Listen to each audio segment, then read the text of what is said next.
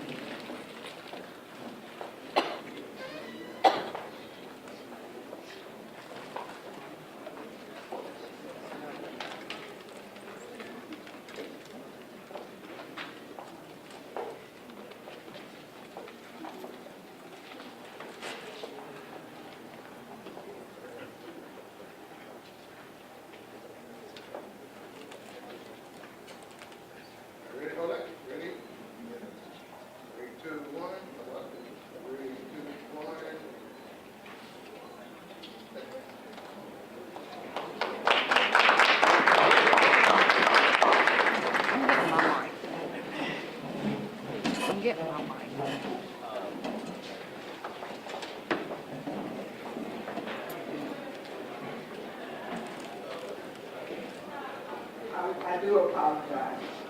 I'm going to read this one again. On January 18, 2025, Co-Chair Natalie McKinley of the Policy, Governance, and Legislative Board Committee, and I had the opportunity to meet with Chair Mark White of the House Education Committee to discuss critical pathways to move our education system forward. During our discussion, we focused on what Representative White identified as some of the district's most urgent educational priorities, but not limited to reading and math proficiency, teacher shortages, career and technical education, and workforce credentials, and facilities, among other pressing concerns. It was clear that we share a common commitment to improving outcomes of our students and communities. We emphasize the importance of building productive relationships, strong partnerships with a broad array of stakeholders.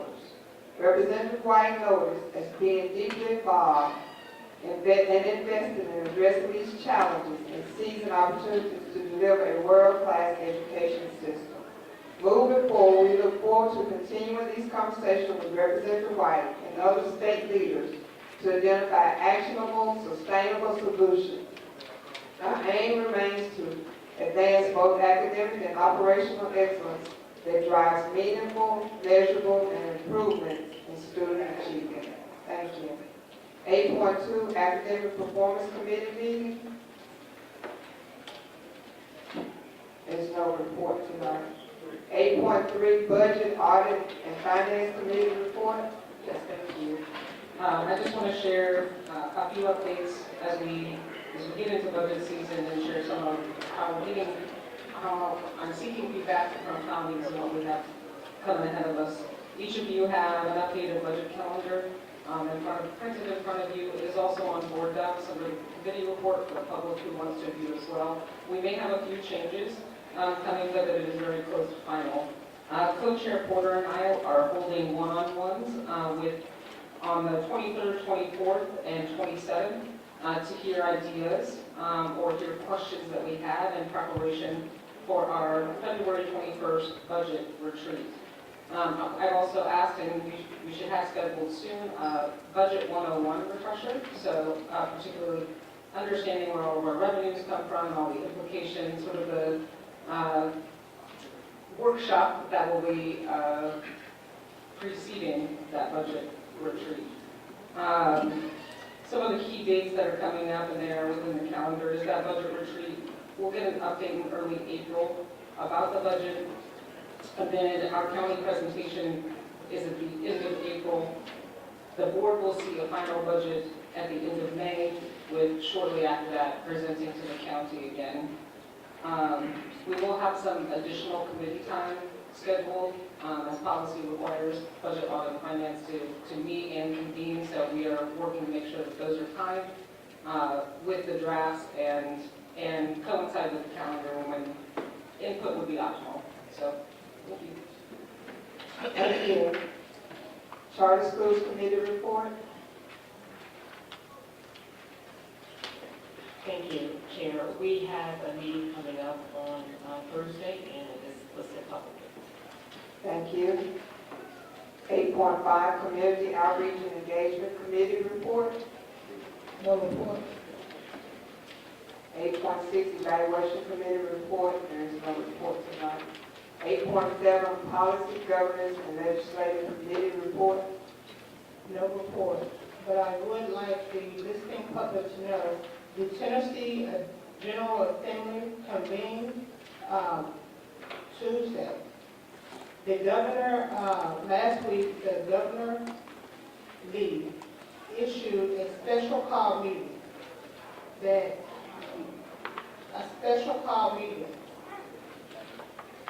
In this meeting, he addressed, legislators will address vouchers, disaster relief programs, and illegal immigrants. Many of our immigrant families know about what's to come. I spoke to the superintendent this weekend, and I and her and the board expressed our concerns. We would like for this measure to address the immigrant students we feel in our district. Additionally, I would like for the district to work with community agents to address these concerns. Thank you. Commissioner McKissick. Thank you, Chair. As a legislative liaison as well through TSBA, I've been also meeting legislators in Nashville and had a conversation with our education chair, Representative Mark White, just earlier today, and he asked me to share this with the board. Dear Memphis-Shelby County School Board, and I'll read it in part. As chair of the Tennessee General Assembly's House Education Committee, I would like to ask that you refrain from voting to terminate Dr. Marie Feagins' contract this evening. Like me, you have been elected to lead. You have a great opportunity tonight to show the community that you are listening to their concerns. He mentioned that he had had a meeting with the chair, and because as you move forward, I ask that you focus on things that will truly help our students, such as raising proficiency in math and reading, making sure the science and reading is in every K through 3 classroom, focusing on chronic absenteeism, CTE, and workforce credentials, among other items. He says that I am committed to support our community from the state level, but I need your support tonight to restore confidence in our citizens. Please work with Dr. Marie Feagins and move our MSCS schools to new heights. Thank you. Thank you. 8.8 Procurement Committee meeting. Report, I'm sorry. All the items are on the agenda. Thank you. 8.9 General Counsel report. Thank you, Madam Chair. No report this evening.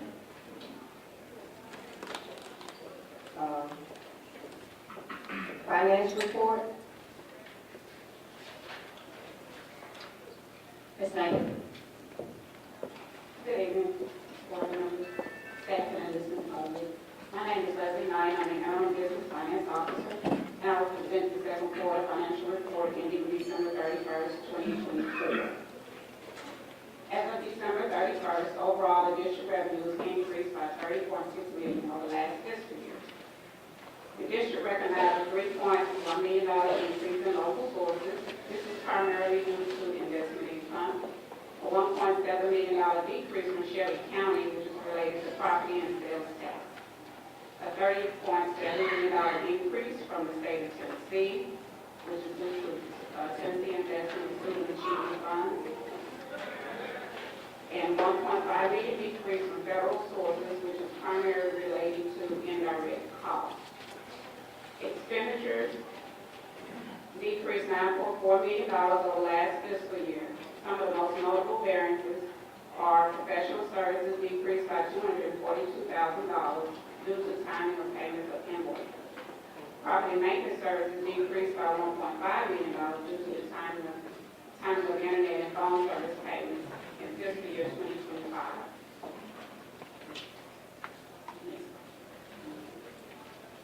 Supplies and materials decreased by $15.3 million due to the purchase of textbooks in prior fiscal years. Local travel decreased by $66,000 due to staff reorganization. Capital outlay increased by $177,000 due to the purchase of security equipment and student computers for Fairleigh High School. Other charges increased $979,000 due to the rising cost of insurance. Other objects and debt increased $3.3 million due to table software renewal due to a realignment of resources.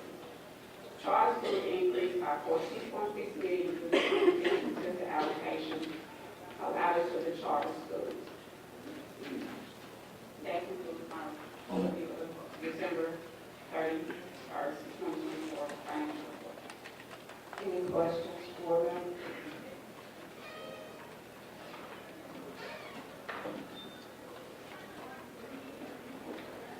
We're now on to the superintendent's report. Superintendent Feagins. Thank you, Madam Chair. Good evening, everyone. We'll begin this evening with our normal monthly update, and we'll start with our next level readiness metrics. And so as we think about data, overall, we're pleased about where we are at mid-year, if you will. And so the first on the list is teacher vacancies. The percentage of teacher positions currently vacant has decreased by 0.4 percentage points, while the overall number of teacher positions increased by 314, meaning we have decreased our vacancies while still having to post more positions. The percentage of educators holding teaching permits and unlicensed or limited license has decreased by 1.9 percentage points. Our current enrollment has increased by 519 overall, with the bulk of that coming at our charter schools with 1,499 students. Our pre-K enrollment has increased by 174 students for all schools, mostly at our non-charter schools by 59. Our absence rate. Hello to our students. The student absence rate is 1.1 percentage points lower than the end of year 2024 for all schools. Chronic absenteeism, we're pleased with our work in this area as well. The percentage of currently enrolled students who are projected to be chronically absent is 7.1 percentage points lower than the end of the year last year.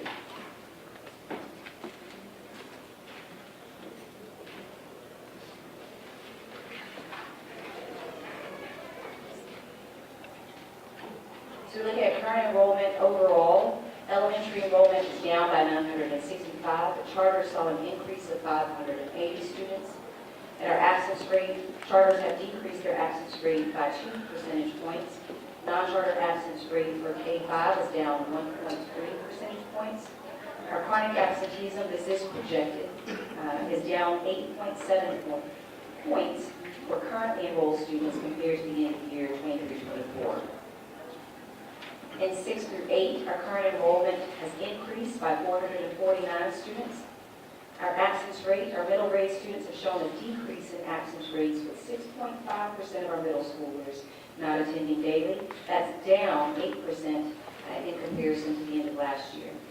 Our chronic absenteeism, the percentage of currently enrolled students projected to be chronically absent is 8.5 percentage points down from the end of the year last year as well. Our pre-ACT, now this is a new assessment for the district. The student's predicted composite is given to us as a range, and so the predicted ACT composite is the average of the bounds of this range, and it created the variable predicted ACT composite. Off track is anything less than a 21 score, and then on track is anything greater than a 20 score of 21. And so our pre-ACT, which allows us to predict where students might perform in high school, it also allows us to provide greater resources and support necessary at an earlier age. And so grateful to the team for getting this implemented this year and placing us on track and more alignment with the ACT given. 86.7% of our non-charter 8th graders are off track to score 21 on the ACT. This is a new assessment. It's based on predicted scores, and so you can see we have a lot of work to do. In grades 9 through 12, the current enrollment in both charter and non-charter schools increased. Non-charters by 848 students, our charter schools by 187 students. The student absence rate remained at 9.6% of students absent daily. This mirrors the end-of-year absence rate for high school at the end of last year. Chronic absenteeism, 29.9% of currently enrolled students at all schools are projected to be chronically absent.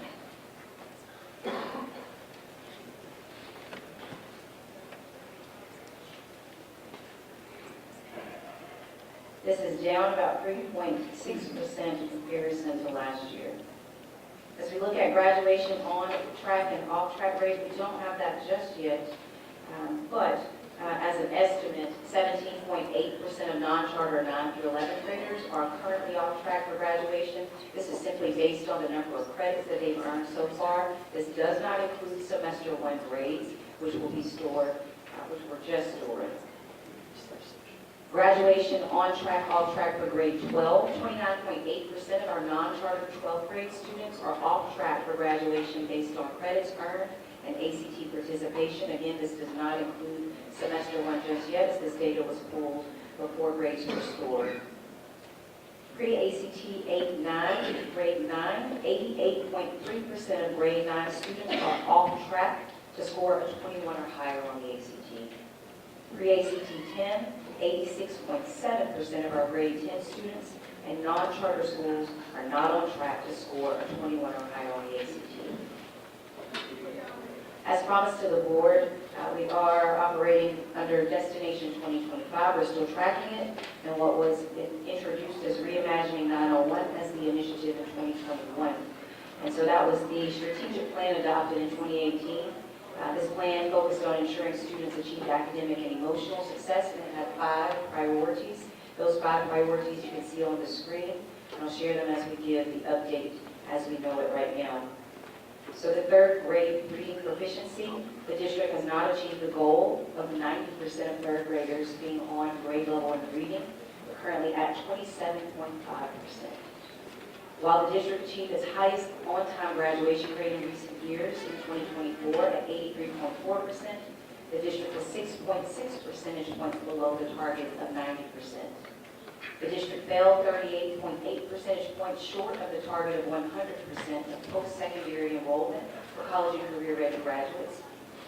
22.8% of grades 3 through 12 students demonstrated proficiency on the TN-ready assessments taken in 23-24, which is 37.2 percentage points below the target. 59.9% of school-aged children in Shelby County were enrolled in the district in the fall of 2023, which fell short of the goal by 9.1 percentage points. In 2021, the last year of available data, 87% of surveyed staff and community agreed that the then superintendent and the central office were on track to improve student achievement. Under Reimagining 901, building on the Destination 2025 strategic plan, this plan or initiative addressed educational gaps and enhanced community engagement, prepared students for a global future. Progress was driven by 3 cornerstones, and that's reimagining education, strengthening early K-2 and continuing literacy through 12, recruit, retain, immerse, and entrench, and then relevant, rigorous, and equitable academics. The district achieved an 83.4% graduation rate this year, outpacing the target by 1.4%. The 2023 cohort at 36.6% achieved ready graduate status. That's 1.1 percentage points below the interim target. In 2024, 26.7% of grades 3 through 5 demonstrated proficiency on the TCAP ELA assessment, falling short of the target by 13.3 percentage points. Math proficiency rates were 26.1 percentage points below the 2024 target, with 23.9% of grades 3 through 5 students achieving proficiency. Our facilities update, we continue to post this online under our project bill and provide this weekly to our board members. We're down. We had well over 9,000 work orders, I believe, when we first started with this. We're just over about 5,700. The team is still cleaning up the work orders, but certainly a lot of work is being done. This is with the addition of several hundred as we choose and transition through seasons with our HVAC systems continuing to pose the greatest number of challenges for us. I wanted to provide an update on our real estate plan that we introduced December 4th. Overall, the sale of the former Knight Road and Lester schools, we discussed it last week at board work session. The contracts are being developed. The items will be on the February business meeting for vote. We have fielded calls for interest in Florida Kansas Elementary. That's one call. One call for Hamilton Elementary, 2 calls for Magnolia Elementary with 1 tour that was completed of the building, and then 1 call for the vacant land in the Pisgah area. Appraisals have been received for Northwest Prep at $4 million and Wooddale Middle School, which is operated by the Achievement School District, at $3.18 million. And we did add the former Bader building at 3030 Jackson to the available list to gauge interest in the property. Madam Chair, this concludes my report. Thank you, Superintendent. Commissioner McKinney, Commissioner Porter. Thank you, Superintendent. Can you make sure I'm reading this right on next level readiness metrics K through 12? We have the current enrollment. And so for non-charter schools, which would be our traditional schools, we're down. You're saying we're down 1,500? Yes. Okay. Do you have any thoughts around that? In terms of the decline in enrollment, Yes. not at our non-charter schools. Yes. So, I mean, across the district, Mr. White, are we seeing anything specific? I know we look at this daily in terms of our trends and patterns. Anything you want to look here?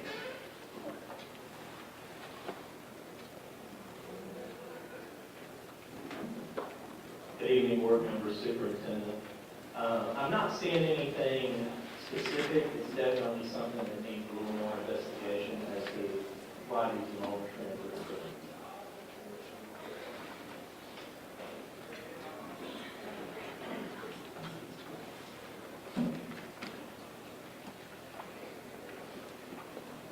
Commissioner Porter. Hey, Madam Superintendent, at what grade do our students start preparing for the ACT? Whether or not schools? ACT preparation, thank you for the question, Board Member Porter. ACT preparation is throughout, just the trajectory of the educational experience.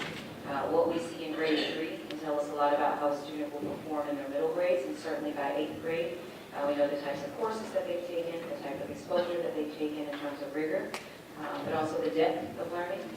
We can measure by where a teacher lands in terms of the curriculum and the scope and sequence and just how far they get into the materials. But certainly implementing this pre-ACT allows us to get a better handle on how our students will perform when they sit for the exam in grade 9, 10, and 11. 11 when it counts in terms of for the state. So they are able to start preparing for ACT in the 9th grade, like while they're in school? Absolutely. Okay, yeah, because just looking at these scores, I think on average in Memphis alone it was 16% and didn't move. But yeah, it's quite disheartening that our children, not just ACT, but it seems like they're not being fully prepared for all of this. And so I just want to really see this, since I'm just only focused on ACT right now, how can we just really, just hone in on our resources, for more ACT prep classes. And I know it's an issue, but it seems like it's not strong enough, it's not working. So I'm just really trying to figure out what's the disconnect between the study time and then them taking the test. Yeah, so I appreciate the deeper question. When we think about preparation for any exam, any type of prep is really reactive. It is not the proactive approach, right? So we're really just drill and kill, for lack of better words. What the best preparation is strong instruction. a quality curriculum, and so when the results, when the report from the curriculum audit comes, you'll see teachers and staff have lifted a lot of opportunities and gaps in terms of choosing a curriculum and sticking with it, one that is research-based and is supported, the time that is necessary to understand the curriculum, and then certainly the supplemental materials that are necessary to support it. And so it also goes along with scheduling. We get more of our students able to take Algebra 1 in 8th grade, and just really rolling back some of the opportunities and access to our advanced classes. That stands to support a student better as well. And so it's really about scheduling, curriculum, preparation, more than ACT prep classes that are taken, in your high school years. Okay. Definitely love to advocate for more resources for ACT prep, whether it's before school or after school. Absolutely. Commissioner Love. Madam Superintendent, I have a question about ACT prep. A couple of years ago, I donated funds to a school in Memphis district for the ACT prep in middle school. You have some thoughts about that? About results from that or rolling back the... ACT prep in middle school instead of high school. Oh, absolutely. And certainly as a companion to our courses, the earlier you offer the access and the exposure, the better. It's equivalent to tutoring. So for any class that you have that offering, and certainly taking a look at it just that way is the best way to do it. I think that if it's not called ACT, it's certainly double blocking for our students when they take a math class, just double blocking allows them additional time in those respective content areas. Question. Attendance rates have went up. What do you give that to? Well, would I attribute the attendance rates increasing? I think, when we rolled out Come to Win, I shared that I believe that would be one initiative that we'd be able to hang our hats on. That was something that students could get excited about.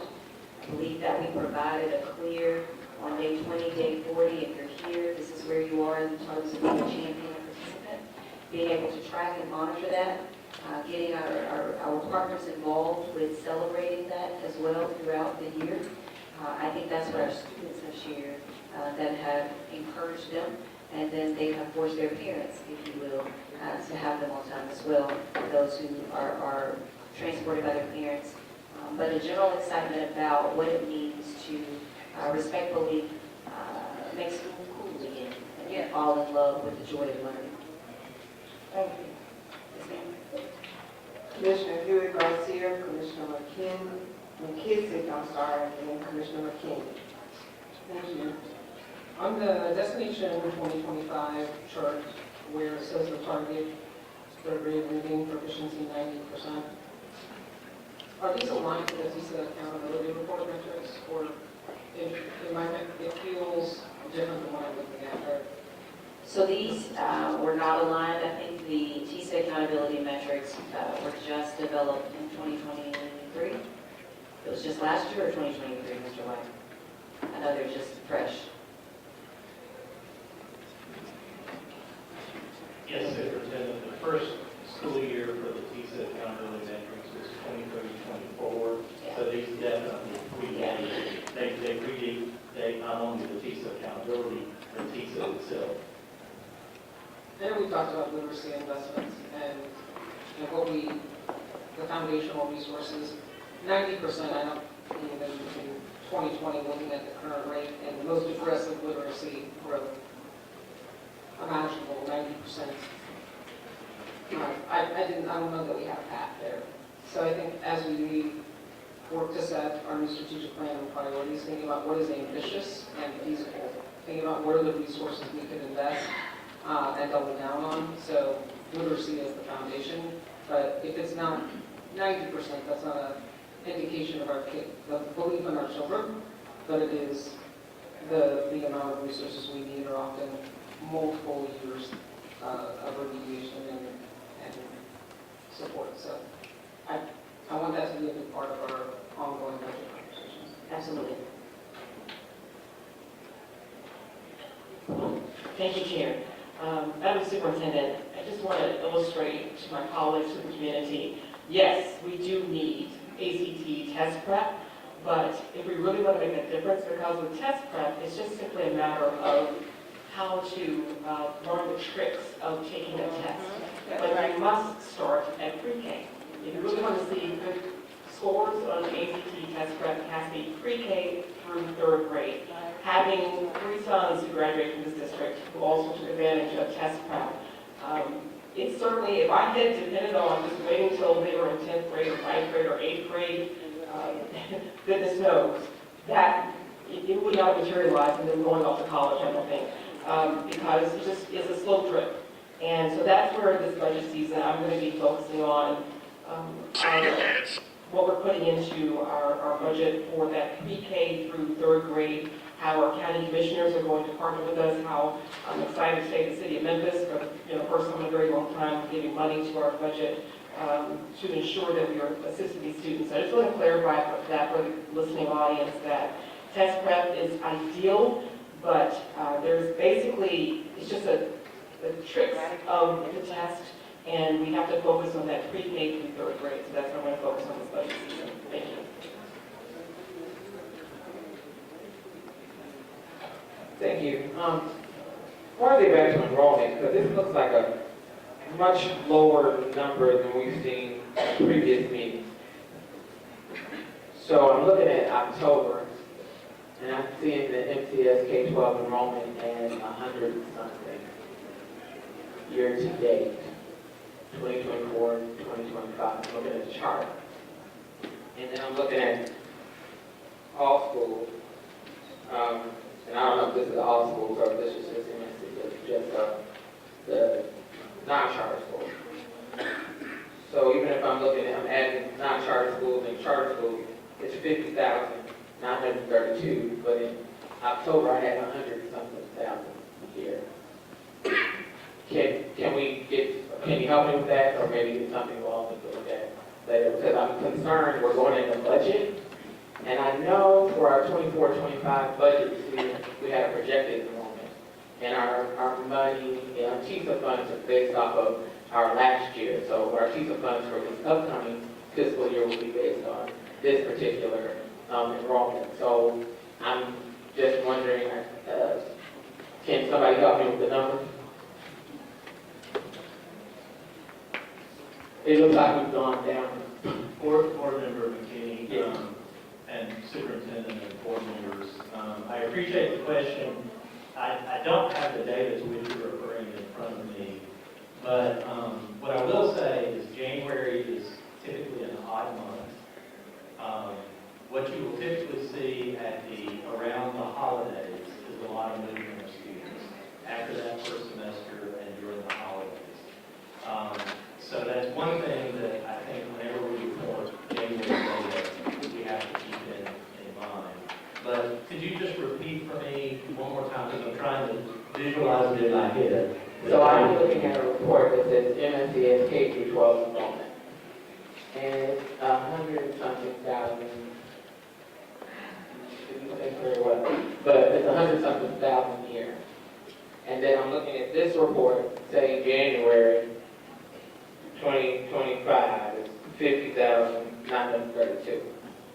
So that's what I'm asking. That's a big gap to say that in, I think it's October, I can look at it. October we were at 100,000 and then we lost 50,000. My math maybe not mathing, but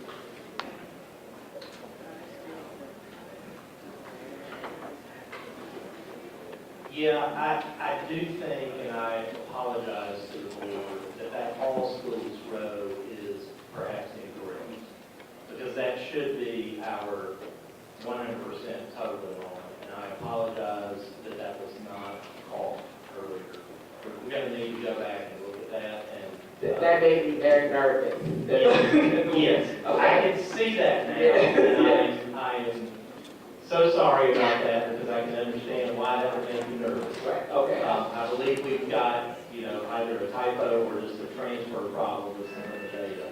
Or maybe we're not looking at the right slide. It's okay, Go Mr. back. White. It's okay, it's okay. Yeah. The current enrollment, Board Member McKinney, while there may be an error on that slide, is 105,304 students for all schools. Again, this is absent of pre-K. And then non-charter schools is 85,611. Our charter schools at 19,693.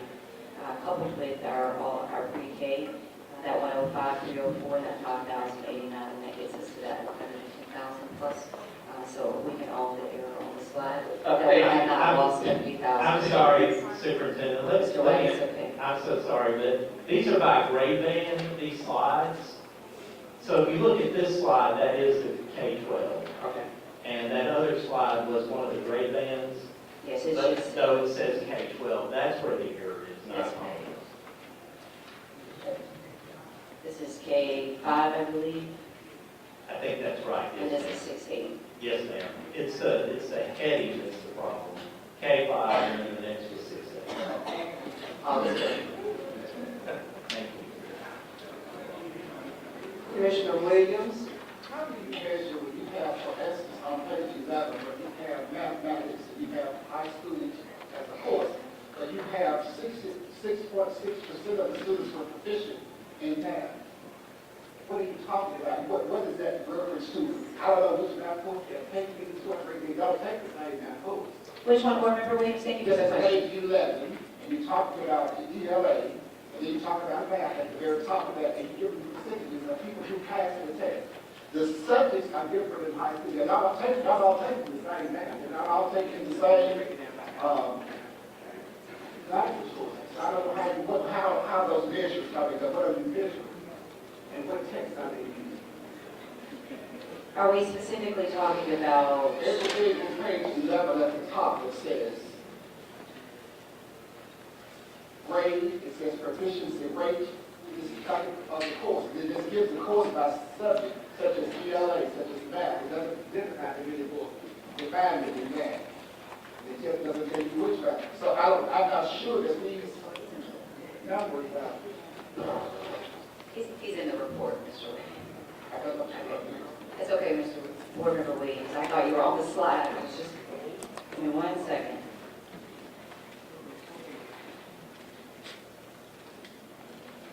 Look up the very first thing, says just science. It says appendix science, it says grade 3.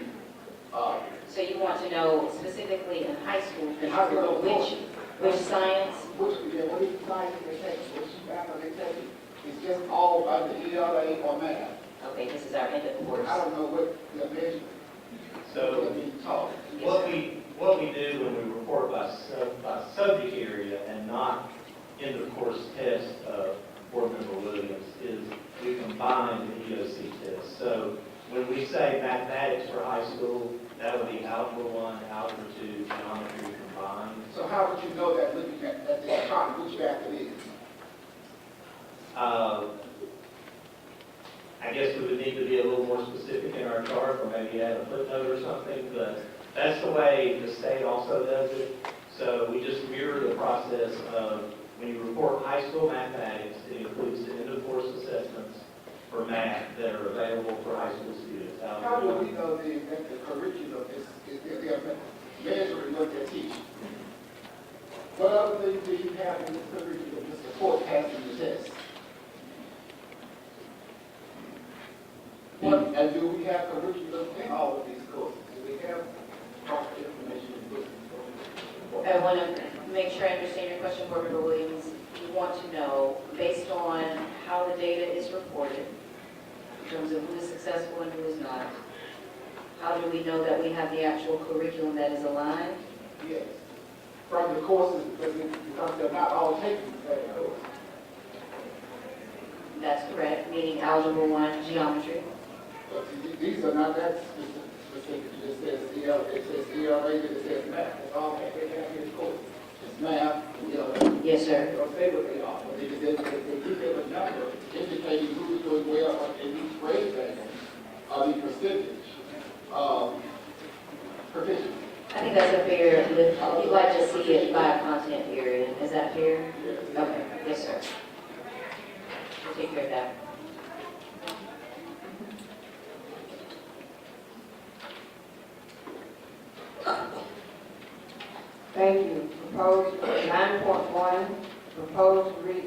policies, second reading. 5013, promotion and retention. 5023, family life education. 6047, school fees and debts. 6060, school day.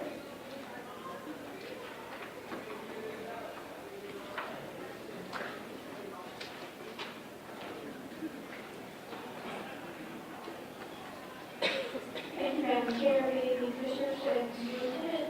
For second reading and approval tonight, we do bring 6 policies with proposed revisions to align with statutory and regulatory revisions.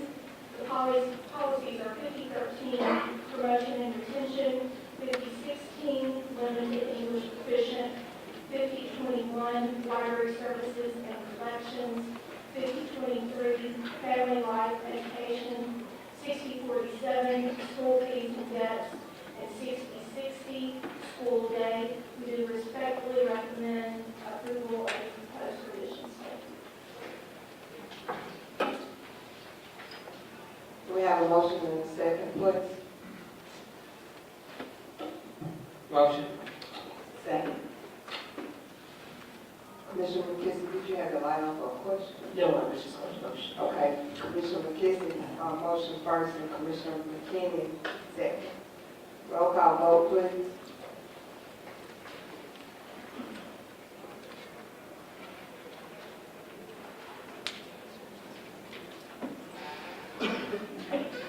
Commissioner McKinney?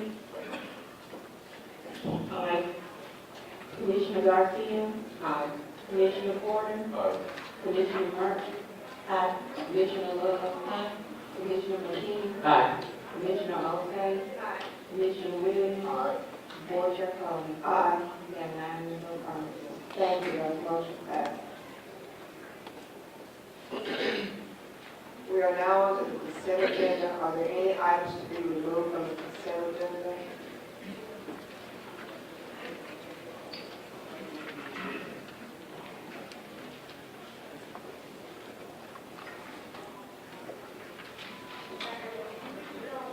Madam Chair, as a reminder, we removed item 11.22, which was the Fraser Corning Elementary School foundation repair. We removed item 11.36, which was denial of City University.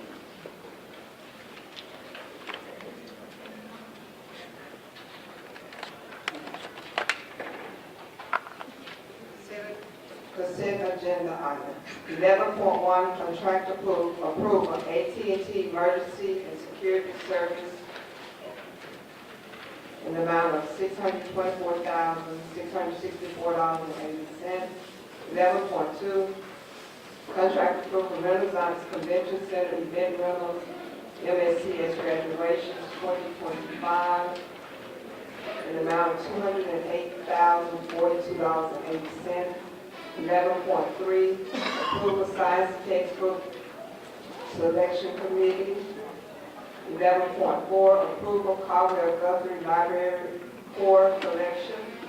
In the amount of $109,469.35. 11.5, approval Snow K8 Knowledge Tree furniture. $165,175.69. 11.6, approval Memphis-Symphony Orchestra, $82,800. 11.7, contract renewal, Mansfield Oil Company, $4 million. 11.8, purchase approval, bottled water, filter purchase, W.W. Granger, $112,356. 11.9, approval, Man Up Teacher Fellows Incorporated. 11.10, contract approval, study.com practice support, $138,187.50. 11.11, approval, MOU between Memphis-Shelby County Schools and the Shelby County Health Department for HIV testing. 11.12, purchase approval, American Paper and Twine Paper. $587,880. 11.13, approval project aware grant, external evaluator contract, $95,000. 11.14, approval special course applications for 25-26. 11.15, contract approval for Dover Middle School civil and paving project Beasley's Paving Services Incorporated, $702,519.02. 11.16, for Dover High School civil and paving project Vulcan LLC, $2,016,139.70. 11.17, contract approval Ridgeway High School civil and paving improvement project Vulcan LLC, $904,650. 11.18, contract approval Snow School civil and paving improvement project Vulcan LLC, $417,167.54. 11.19, contract approval Overton High School civil and paving improvement project Vulcan LLC, $715,950. 11.20, contract approval Pump Stadium Track Resurfacing A&B Construction Company, $630,422.40. 11.21, contract approval Kingsbury Middle School and High School underground gas line replacement, Damian and Marcus Incorporated, $421,000. 11.22 is removed. 11.23, contract approval Roselle Elementary School foundation repair, APS facilities maintenance, $248,605.10. 11.24, contract approval Cordova High School field lighting project Barnes and Briar Incorporated, $443,483.90. 11.25, contract approval Bolton High School sports field lighting project IKIO LED Lighting Incorporated, $464,554.70. 11.26, Southwind High School sports field light project Barnes and Briar Incorporated, $379,977.40. 11.27, Kingsbury High School sports field lighting project A&B Construction Incorporated, $416,751.50. 11.28, contract amendment, Farmville Elementary School, Norris Achievement Academy, and Shrine School, HVAC upgrade.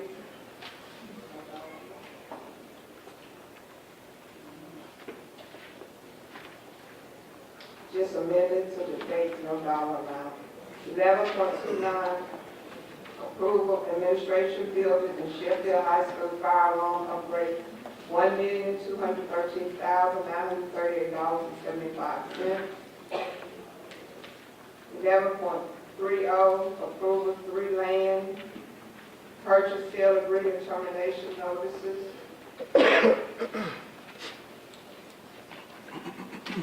11.31, MOU between Shelby County government and Memphis-Shelby County Schools exceptional education on behalf of incarcerated youth. 11.32, contract approval, CompTIA, $138,780. 11.33, approval, Career Safe OSHA 10, $97,798. 11.34, approval, Internet Creative Education Video, $176,725. 11.35, approval, charter renewal recommendations, leadership preparatory, Howard Center Academy Elementary Hickory Hill, and Granby T. Woods Academy of Innovation. These are for approval only.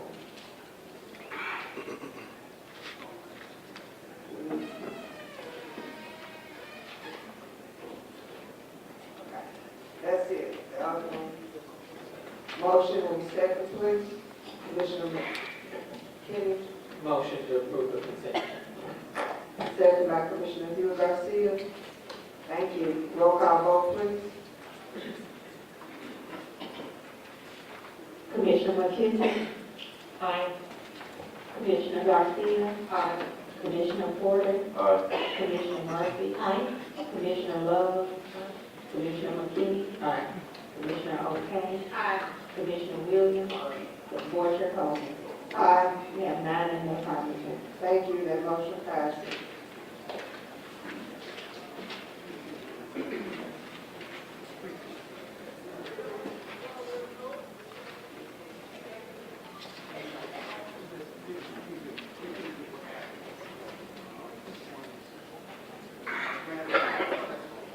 We have 3 items that request for action. Project lead the way, Superintendent. Thank you, Madam Chair. First item 12.1 is Project Lead the Way for Douglas K-8. The recommendations for the board to approve the grant acceptance of $50,000 from Project Lead the Way. This is to help purchase equipment, supplies, and cover the expenses incurred for the Project Lead the Way core training at Douglas K-8 optional school. Year 1 will be $25,000, and year 2 is $25,000 for a total of $50,000. Again, this is to support STEM students at Douglas K-8 optional school. Motion and second, please. Motion by Commissioner McKinney, second by Commissioner Hugh Garcia. Roll call vote. Commissioner McKenzie? Aye. Commissioner Garcia? Aye. Commissioner Porter? Aye. Commissioner Murphy? Aye. Commissioner Love? Aye. Commissioner McKinney? Aye. Commissioner O'Kane? Aye. Commissioner Williams? Board Chair Coleman? Aye.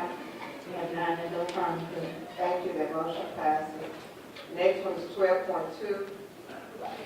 Thank you, Madam Chair. Item 12.2 is donations from the Smith Foundation for Cordova High School.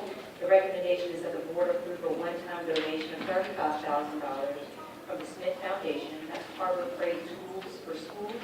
This is awarded to Cordova High School to be used for the automotive program. This will provide students in the maintenance and light repair program at Cordova High School with tools, equipment, resources, and experiences to improve their career readiness in automotive trades. Motion, second. Motion by Commissioner O'Kane, Second. second by Commissioner Murphy. Roll call vote. Commissioner McKenzie? Aye. Commissioner Garcia? Aye. Commissioner Porter? Aye. Commissioner Murphy? Aye.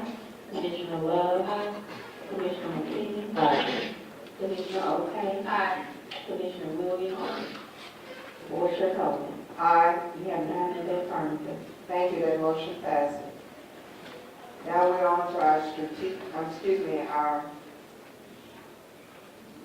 Memphis, Board Member Strategic School Fund.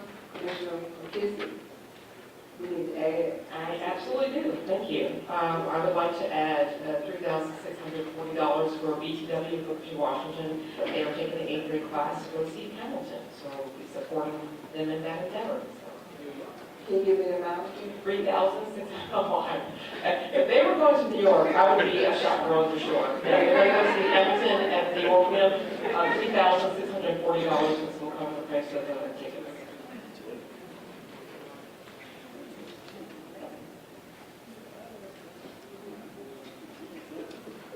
As a big supporter of the arts, and then who doesn't love Hamilton, right? We will make sure it's added. Thank you.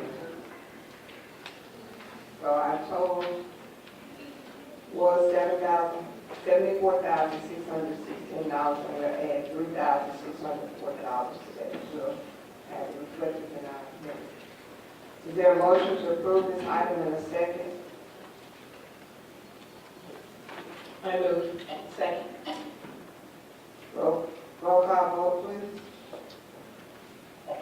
Commissioner McKissick. Aye. Commissioner Garcia. Aye.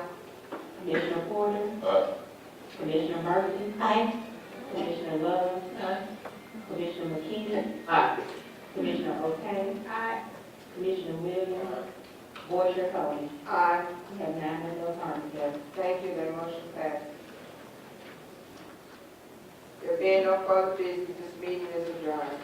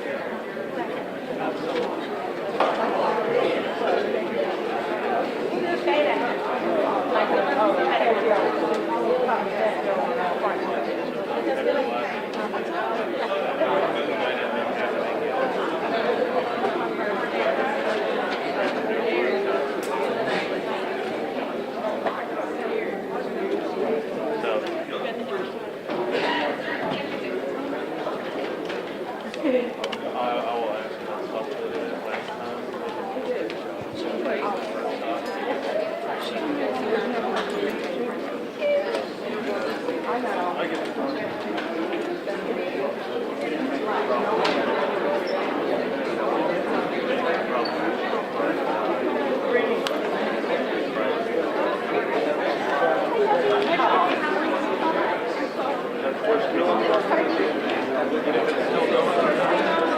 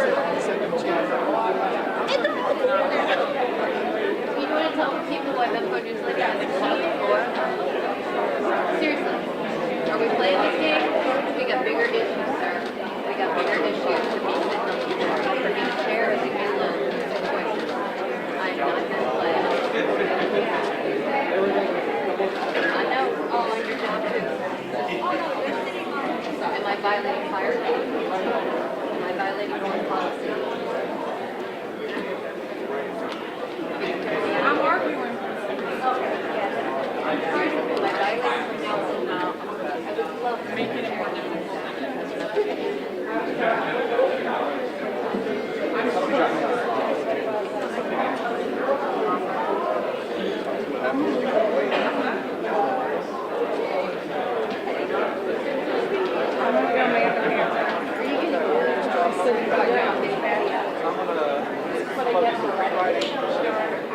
Oh, I emailed them. I know I won't cast. I said there. Yeah. Very high energy. It's right like that. Yeah, you're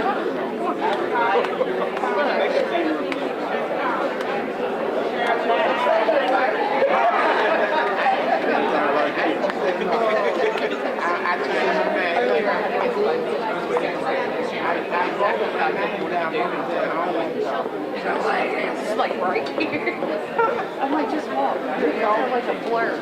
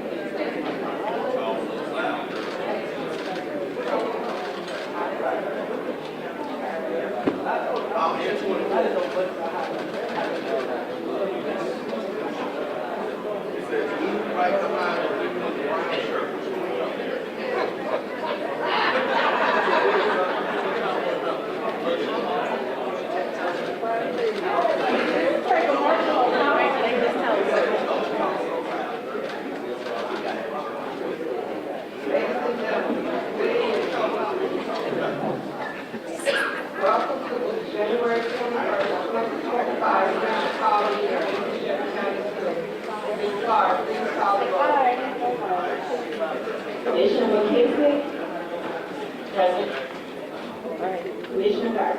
President Stewart.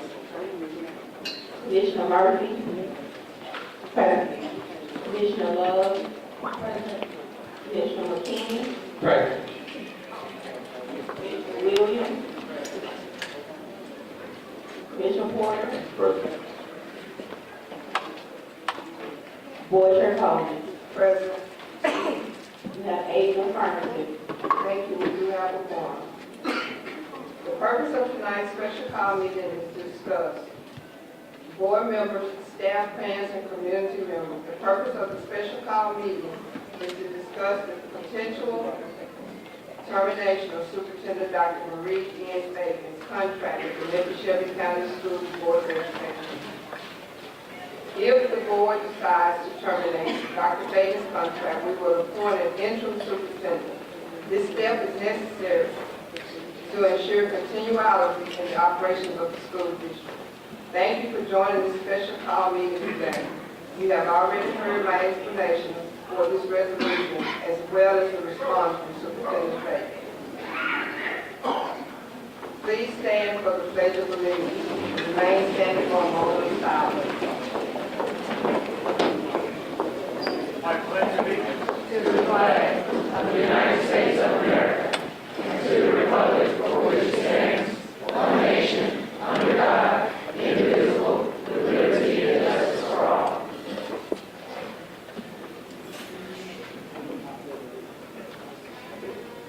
Thank you, may be seated.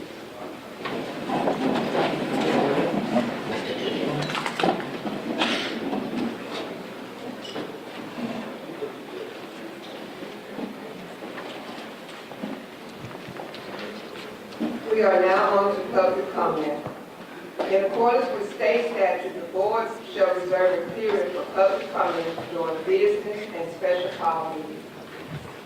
Only those members of the public who submit public comment cards to the board chairman prior to the commencement of this meeting shall be permitted to address the board.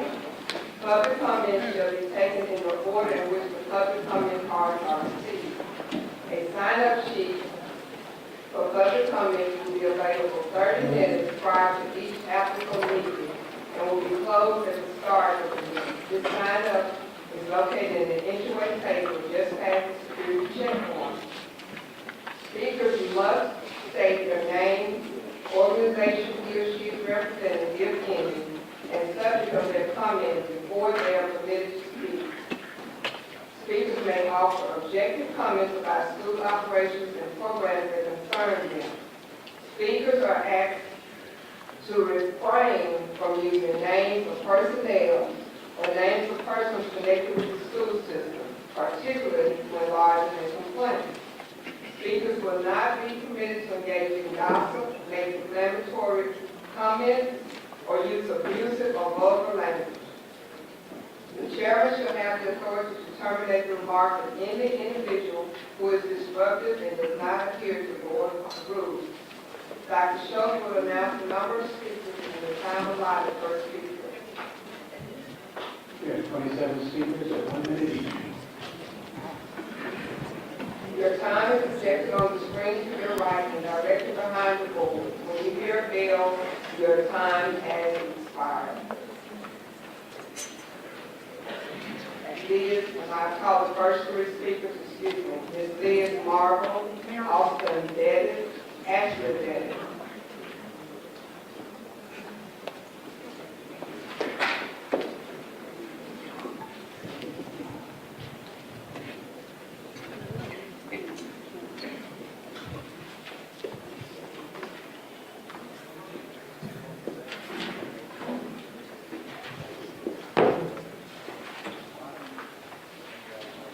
Liz Merrill, 6263 Palmer Avenue, Memphis, Tennessee, 38119. As president of the largest local United Education Association, the members of the United Education Association of Shelby County are committed to making the 901 the best place in which to live, teach, and learn. We remain focused on the goal of ensuring students have the resources they need, clean and safe school buildings, trained educators in their classrooms, and well-rounded curriculum that support the growth as future citizens. UEA also issued the Superintendent Leadership Survey, where we asked the educators, over 6,000 strong, to answer 2 questions. The first question was, if the teachers wanted to retain Dr. Feagins as superintendent, 88.3% of your educators said they want to retain Dr. Feagins. I don't need the rest of the speech. I don't need the rest of the speech. I've been in 121 schools. I dare say that all of you combined have been in that many. Teachers feel heard and seen. They want to retain Dr. Feagins at 88.3%, so I don't know where you found the 11.7%.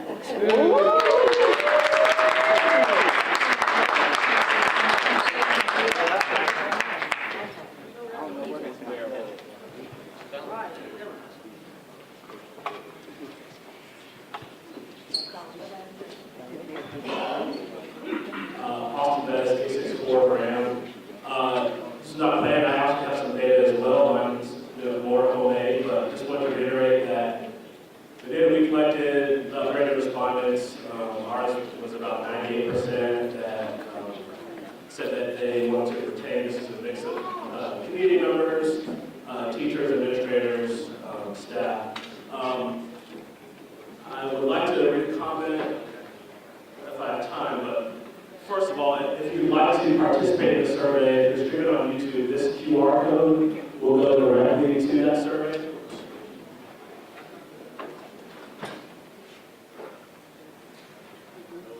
And you can join, make your voice heard.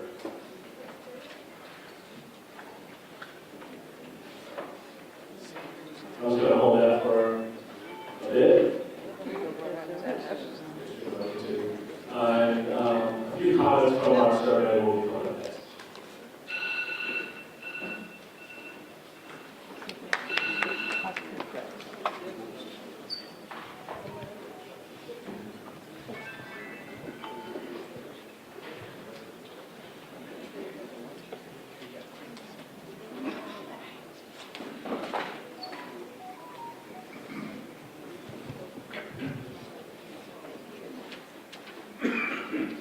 Ashley Bettis, 864 North Graham. If you didn't see it before, it was being covered. Please, please, I want to hear your voice. They should want to hear your voice. That is a responsibility as a board member to listen to their constituents. Please do it. Please share. One of our favorite comments came from a teacher from this survey that you have all the responses. I desperately wish a certain board member would consider the negative impact and immediate termination of the Feagins would have on our students in schools. As an MSCS school teacher for almost the last decade, I have seen firsthand the negative impact, dramatic, abrupt changes on schools. She has not even been serving as superintendent for a year. Nothing presented in the board meeting warrants an immediate termination. I was so excited to vote this certain board member in and another one out. I was practically skipping to the polls. Her behavior these last few weeks has been both an embarrassment and a devastation to me. Our students deserve consistency and someone to champion them. Thank you. I wish our school board believed that too.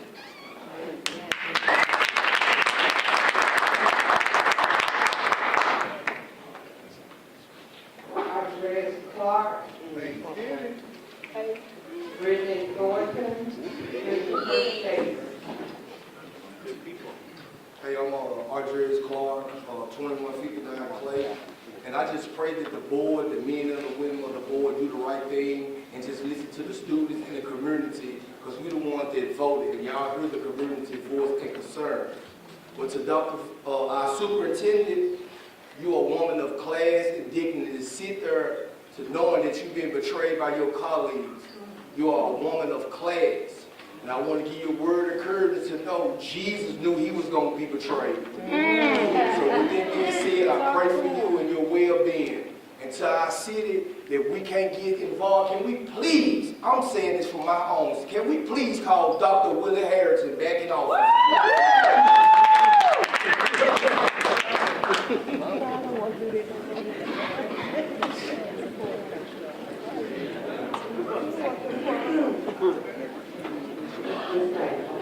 Thank you, Chairwoman. Commissioner Brady Thornton, 161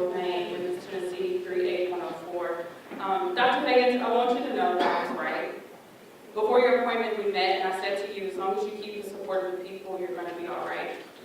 When I said this, I never thought that the majority of the board would hijack these elected seats to go against the will of the people, the will of our teachers, our parents, our school leaders, our students, unimportant to our local electeds. Though the 5 voting members of the board may win the fight to terminate your contract tonight, trust me, we will win the war. For it has always been and always will be our battle to fight. Far more than any accusation made against you, Dr. Feagins, your public persecution has opened our eyes to see our own puppet masters. To every person you have relied on that has betrayed you, sabotaged you, left you to fend for yourself, and cost you your peace, may they all continue to be revealed. Because if they aren't, Dr. Richmond, how will you be successful? Ever since December 17th, Superintendent, I cannot tell you how many individuals have spoken to me in confidence saying, oh, she's out of here. We already got her replacement. Yeah. Let that sink in. She's already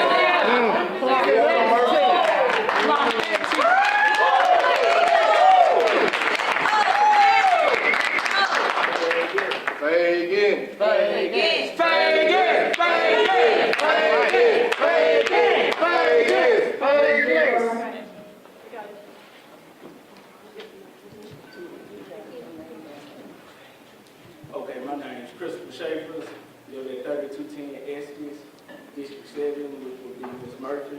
So what I'm asking today is that the chair stand with the superintendent. I'm asking Ms. Murphy to stand Sir, with you the can't call that name. Well, I'm asking her that she stand with the superintendent, don't go against her, because she hadn't been to the country in mid-high school, or been on to high school mid-hour. So I'm asking her to stand with the superintendent, don't go against her. Clock that too. Give her a chance. All things she wants is a change to make things right. Yes. It seems like y'all just want to tear it apart. Yes. Y'all want to tear it apart. Y'all don't want kids learn how to read, write, spell. They already don't do cursive in school. What's going on? Can we get it together? Talk to them. Do the state need to come in and do it? Yeah. Y'all want them to come in and audit y'all? Because they really do need to come in and audit y'all.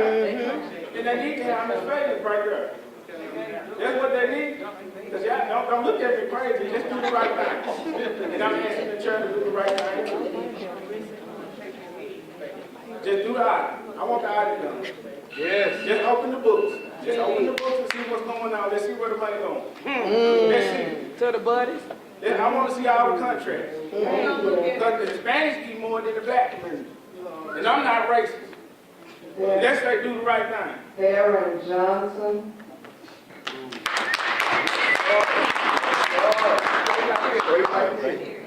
Like that.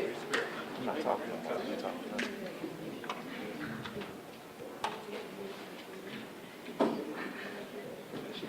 My name is Aaron Johnson, 1490 Union Street.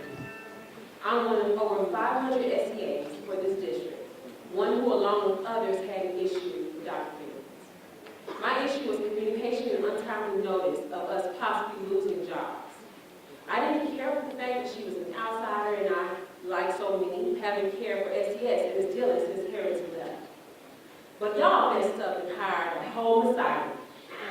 She wasn't hired for this job, she was called for this job. Yeah. She did exactly what y'all said she couldn't do. She fixed the problem and she communicated with us. Yes. Thank you and congratulations, Dr. Feagins. They have given you the nation's attention. Yes. Locals don't come out for locals, but here we are in the cold. Yes. Memphis hasn't seen a public mention since 1939. Now I'm ashamed to say that Cat wants to help lead the mob and mention the best leader our children have seen in decades. Thank you.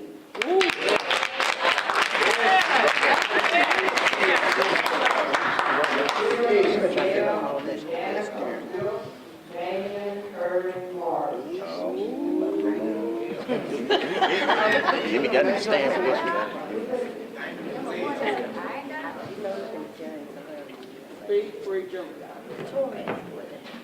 Erwin Cornell, AC-037, Waterford Place, Memphis, Tennessee, 38125. Good evening. I'm speaking as an alumnus of this district and a proud product of Memphis-City Schools. Yes. Superintendent, I want to start by saying I thank God for the blessing that you are to this district, to this city, and to our students.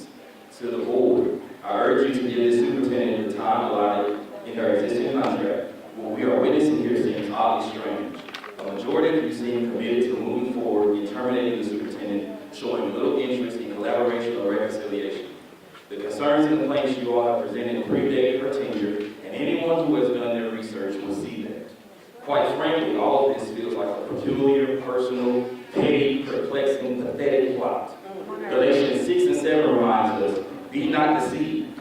God is not mocked, for whatsoever a man or woman soweth, that shall he or she also reap. So for those of you who want to get rid of the superintendent, you might consider this a victory tonight, but know this, you will reap what you sow. Your action has consequences. What you sow today, you will surely reap tomorrow.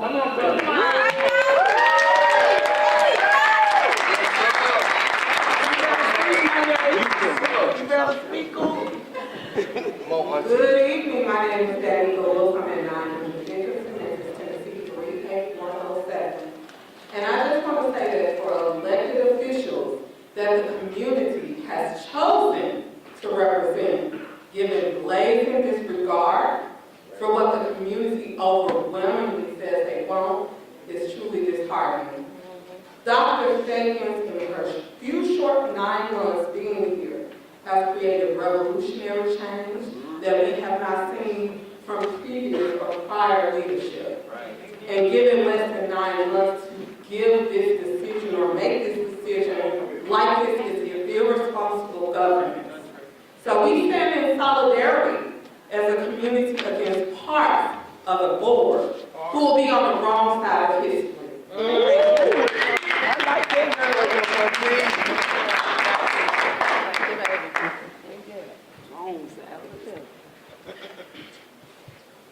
Mr. Morris.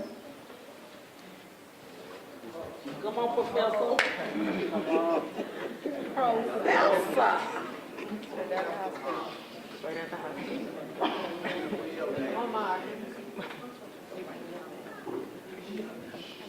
Professor Van Curry Morris, 1529 Elmore Road, Memphis, Tennessee, 38104.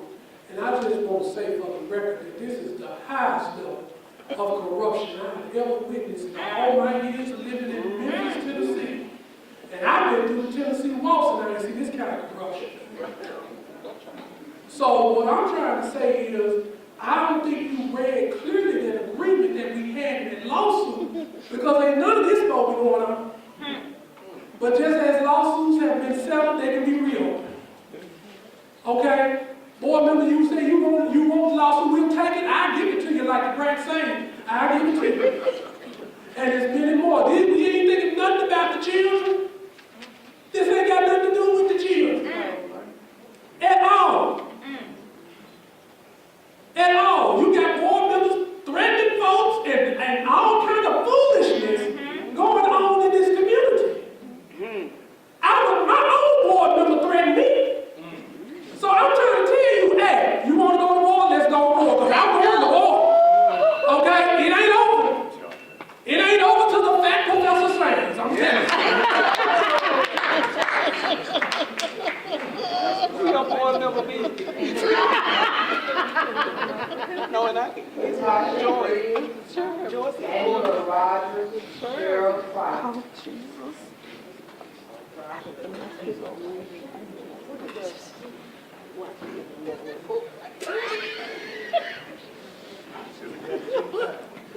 Billy, you got one line to talk to three. My name is 1095. Dr. Faye, I support you. You have my utmost respect. I was always taught a hit dog holler. And every time the camera come on, a dog holler. Every time I turn around, a dog on the camera. Now, I name people according to the way I see it. And there's honey bun and then there's dragon mother. That's how I see them. Because that's how I see them when they on the camera. Every time I see them, they on the camera, they got to give them statement. But I'm going to tell you something, for somebody to be of this bar loyal, and they want to give you a little suit, I prefer that you include everybody's name that had your name in their mouth, in a lawsuit. And I want it to be defamation of character and emotional damage.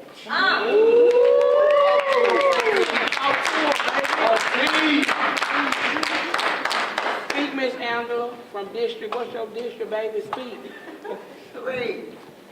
Good evening, my name is Angela Rogers, and I ran 4033 Naval Road. I ran for school board commissioner for District 3. I didn't win, and I'm okay with that. I'm not a politician, but I did learn a lot about politics when I ran. And so I was asked about whether I would run again if the opportunity presented itself, and honestly, I really don't know. But while I don't know, I ran because I love kids. That's why I did. And so while I don't know much about politics, what I do know, Dr. Feagins, is had I won, you would certainly have my vote to keep doing what you're doing, keep showing up with grace and dignity in spite of everything that is happening around you. And so I do know that. And so I just want to encourage you tonight to keep doing exactly what you're doing. We appreciate you. We thank you for how you show up and how you represent Memphis. You were an amazing choice, and I believe in that decision.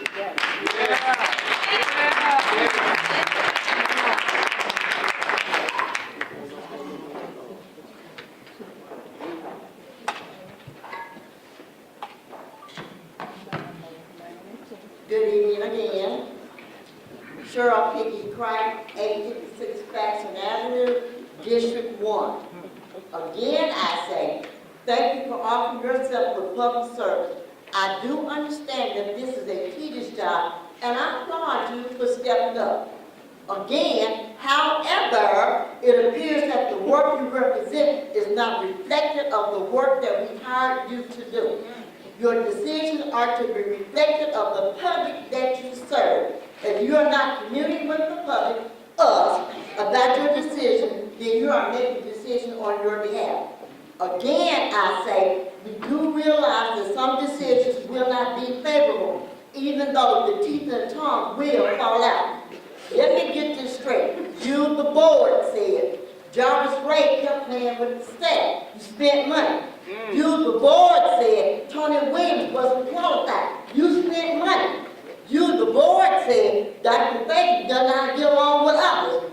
But you, the board, are still spending enormous amounts of money for a superintendent for our school system, and yet we have a high level of homelessness, food insecurity, and Johnny still can't read.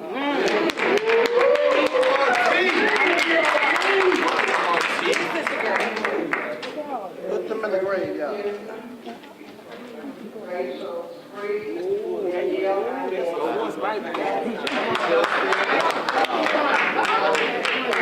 Come on, Doc.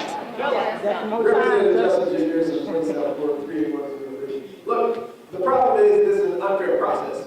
It isn't about the decision, just the decision that you're choosing to make. It's how you came to it. Giving somebody 24 hours notice before you show the entire public that you want to fire them is wrong and immoral. But if they had you for just one vote, you lost your job in December.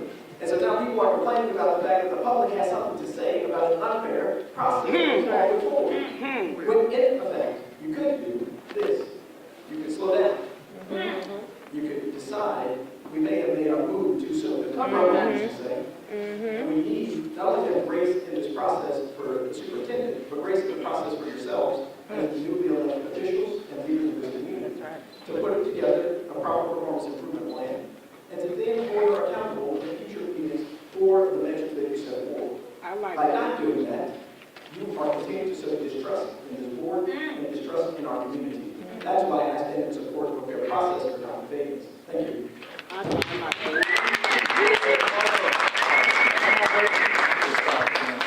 You better preach. I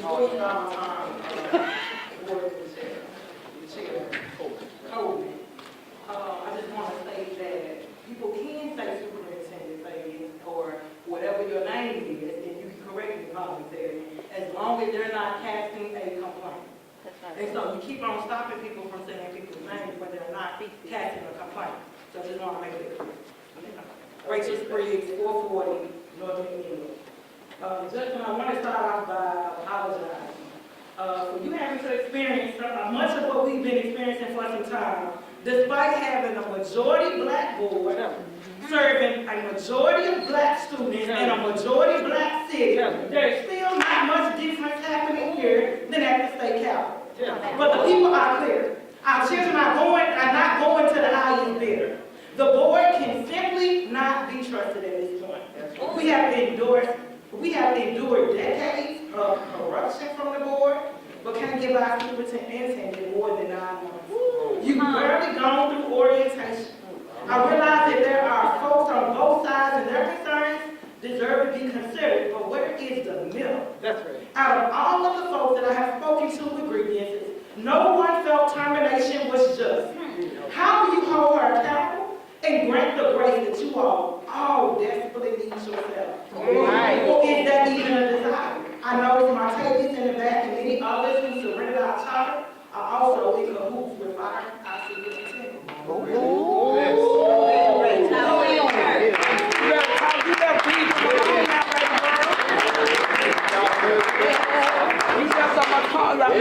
Malone Carter group out, girl.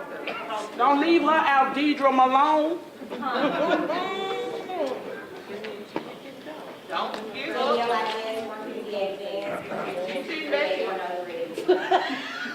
Madam Chair, members of the board, tomorrow the students will walk out.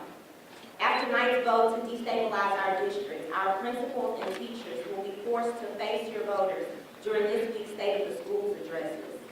People from all walks of life will flood your inboxes, will text your phones, and will talk about you like a dog online. And then on Monday, the governor's special session will begin. And let me be clear, we will be in the battle of your political careers. Because people will fight to keep your elected seats, but they will not fight to keep you in them. You are unfavorably rated by voters. You will be the very first thing that your advisors sacrifice. Tell them. Vouchers, special school districts, and school construction money are all up for discussion in less than a week. And y'all are playing politics or chess, but y'all are playing with God's children. What's decided tonight matters. Next is now. This moment is what that phrase means. In closing, don't let anybody think that you can't change your position. You absolutely can change your position up until the very last second. You can always choose to do the right thing. Come on. Come on.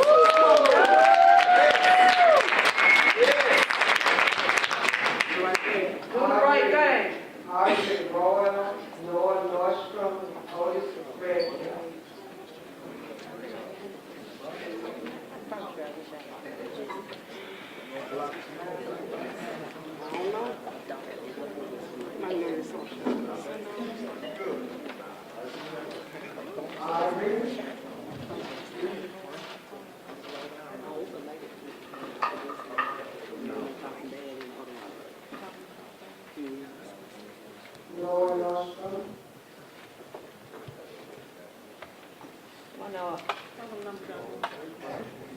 Hey y'all, I'm Noah Nordstrom, 6224 Grove Drive. I'm one of the 88% of teachers who support Dr. Feagins. So as teachers in this district, we are expected to do our jobs with excellence. We're expected to be well prepared, be impartial, and be adaptable to feedback from our bosses.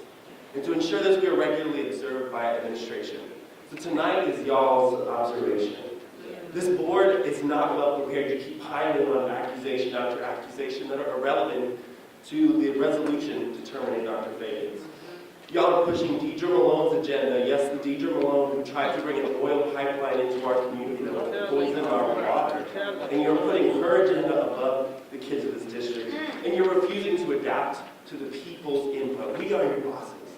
So do the right thing and show us tonight that you are worthy of the position you've been elected to. We have been out here begging for you to listen to us. Listen to the teachers. And 88% of teachers support Dr. Feagins. That should say something. Thank you.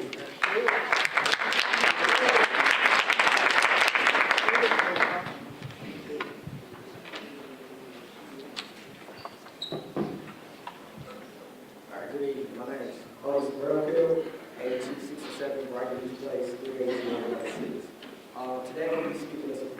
Dr. Feagins.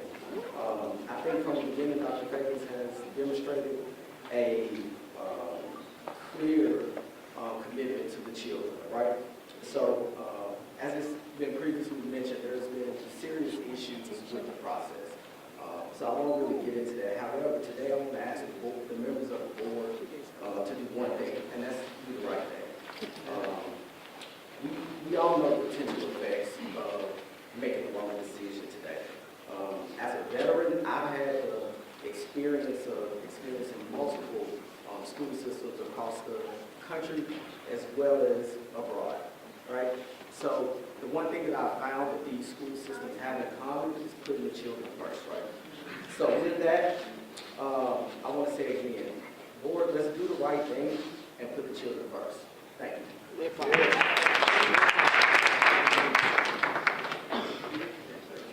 It's Audrey Ross, Philistine Terry, Linda Hicks, and Tria Raymond.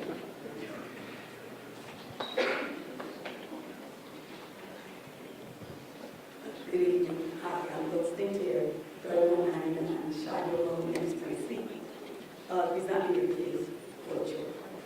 I understand as a teacher of 34 years that curriculum drives instruction, instruction drives achievement.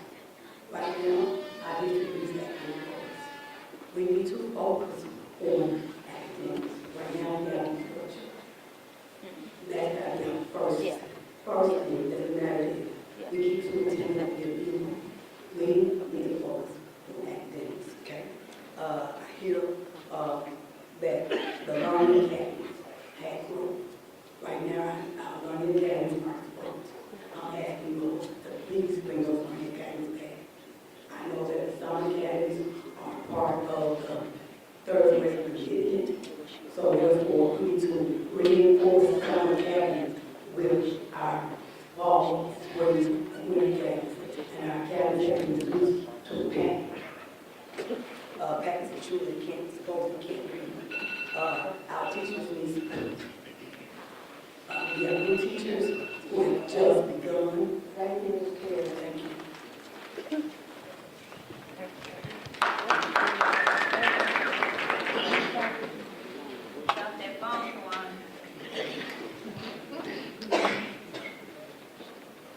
Good evening. Linda Hicks, 608 Billings, advocate for the community. I'm here this evening. I never met Dr. Feagins. I don't know her personally. However, I have dear concern at the very base of this board's actions. It concerns me that the concept of team did not exist in these actions that we are facing this evening. If the concept of teams had existed, this entire board would have known about the meeting that was called before minutes of that meeting. So the very basis of your actions, your motives, do not come across as true. That is a deep concern. In the best interest of actions that teach our children how they need to interact and settle oppositions, this action does not support that. So consider your actions, your motives, and do the right thing for the children.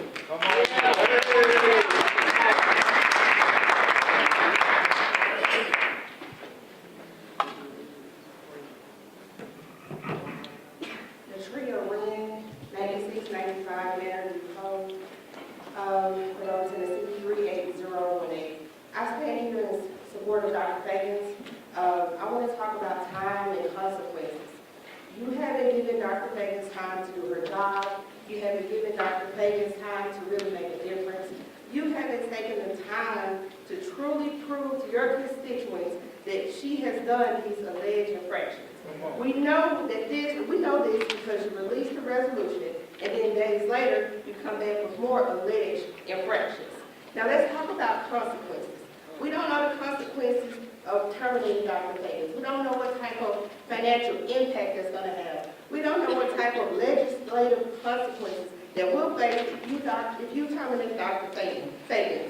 And understand that your votes will have consequences. We will lobby our state legislative body to change the laws. And like I said the last time I was here, we're going to get each and every one of you out of those seats. And you can stand there.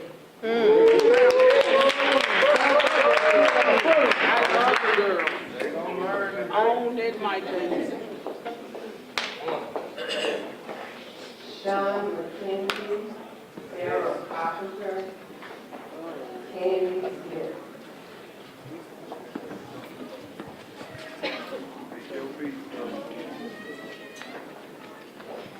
Good evening, ladies and gentlemen. My name is Sean McKenzie, 1425 Fisher Lake Drive, Philly, Tennessee, 3016. So I wanted to come here tonight to address, obviously, the issues that we're having. Dr. Feagins, I want to thank you. You've been incredible. Yes. Riverwood Elementary has gotten a new principal since you joined. We've seen a lot of positive change, and I'm getting a lot more information directly from the district than I did last year. Amen. As we all know as parents, that's something that we're very concerned about, communication.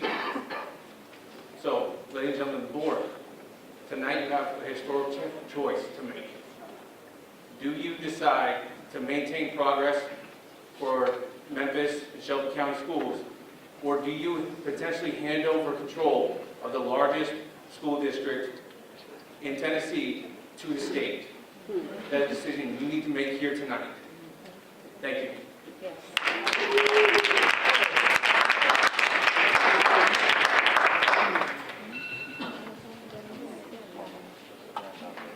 Sarah Carpenter, 2100 Third Avenue, Red 108. I wasn't gonna say nothing tonight, but y'all, we got state representatives in this room. We got the people that voted for you in this room. We got Shelby County Commission in this room. We got children in this room. Y'all, city council people in this room. We got a former mayor, first black mayor, Doc Holliday in this room. Y'all, we got people in this room that's telling y'all what we want. Y'all ignoring us, so I keep my ears to the street. Y'all know that, right? I heard that some more allegations gonna come up on Dr. Feagins, but it ain't nothing none of y'all can tell us about Dr. Feagins, because we feel like it's a witch hunt at this point. I see people on Facebook talking about who mentoring them.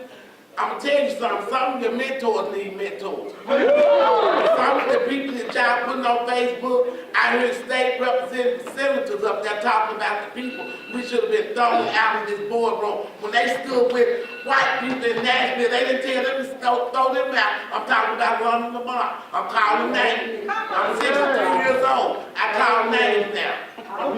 Y'all get it together. Y'all still got a chance. Sable, you still got a chance. Yes. You still got a chance. Yes. You got a chance right now, though. Stephanie, we talked last week, and I was glad I was able to talk to you because we ain't been talking. But you still got a chance. Dr. Feagins, whatever happened tonight, I'm going to ask you this one thing. Don't leave this city too quick. Don't leave. I'm asking you not to leave. Don't leave this city because I promise you. I promise you. I promise you. It ain't over. It ain't over, baby. It ain't over. It ain't over.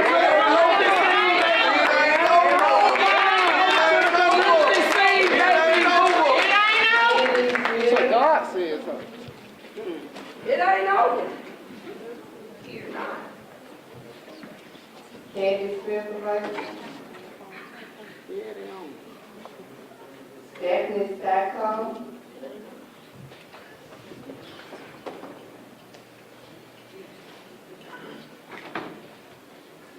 Hello. I'm Stephanie Sacco. I'm a kindergarten teacher with MSCS, and I'm at 1778 Tutwiler Ave, 38107. I was thinking to myself, I feel like I haven't gone home from work yet because I feel this is just as important as what I did today with my students. And myself, the teachers with whom I work, the parents and families support Dr. Feagin. She's raised our pay, she's sent surveys to me for the first time anyone has asked me questions about what I think. She's subbed at my school for a whole day. The cause that you keep naming is changing all the time. Teachers don't care about Mastery Connect being gone. Sped advisors weren't there because they went back into the classroom or they quit. And central office was turned into something that felt imaginary and foreign to me, into now having someone at my school who's in my PLC every week. I'm waiting for my survey from the board and holding fast in the face of public outcry, or even remarking that peaceful protesters need to learn when to shut up. In my kindergarten class, we talk about listening with action, which means you show that you are listening by responding. No one hears. Of the 5, show that they're listening, and it's really sad. But thank you, Dr. Feagin.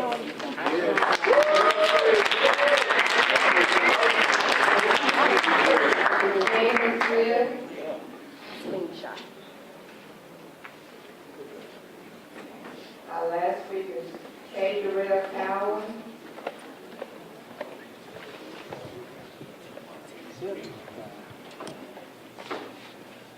Hi, my name is Katie Smith. I live in 8124 Blue Lagoon in Bartlett, Tennessee. I am a product of this system. I worked in Memphis-Shelby County Schools for all of my 35 years as a teacher and then counselor. And I just wanted to say that a good politician knows that they need to listen to their constituents. And I don't feel like that's happening here at all. All I hear, yes, I'm retired, but I still am in touch with many of my colleagues, and all I'm hearing from them is they're hopeful, they're encouraged, they feel like things are finally going to change for the better after many, many years of the same old thing that we've had all these years.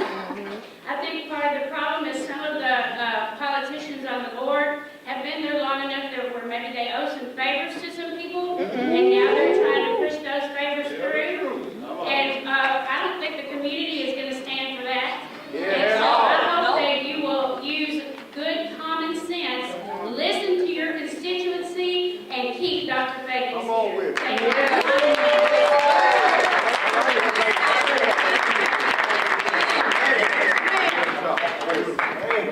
Comment, see if there's no comment on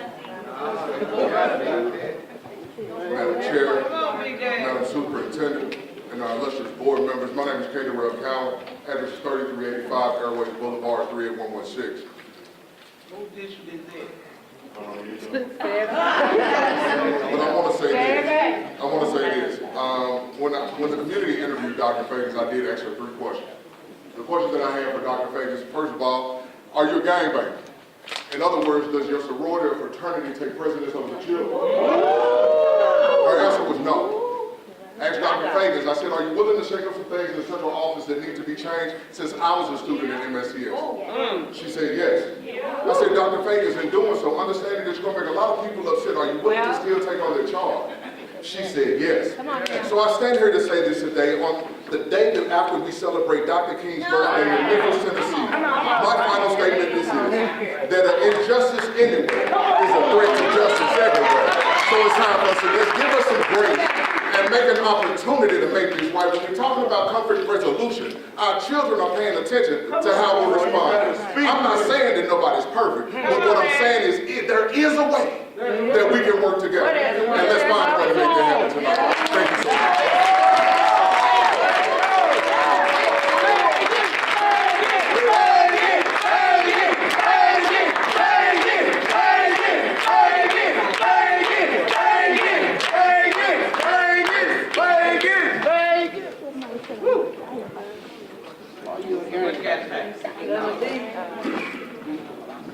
We have 3 items to address on the request for action this evening. First one is 6.1, outside general counsel report. Outside counsel. Outside counsel. Keyword. Outside. Go outside.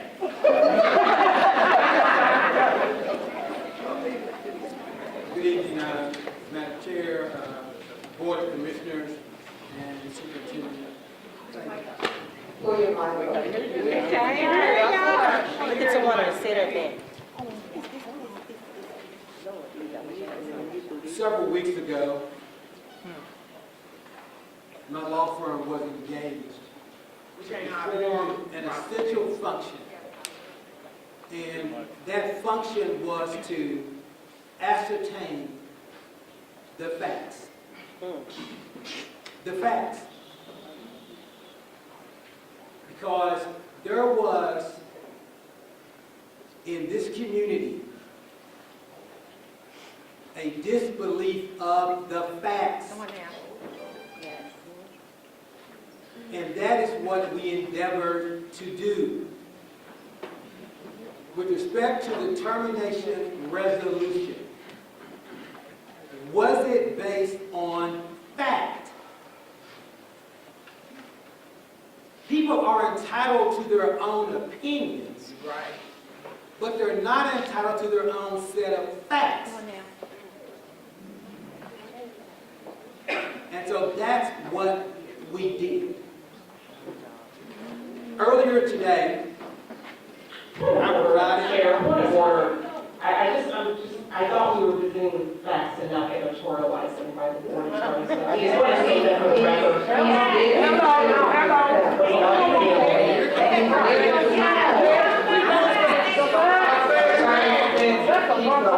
Keep going.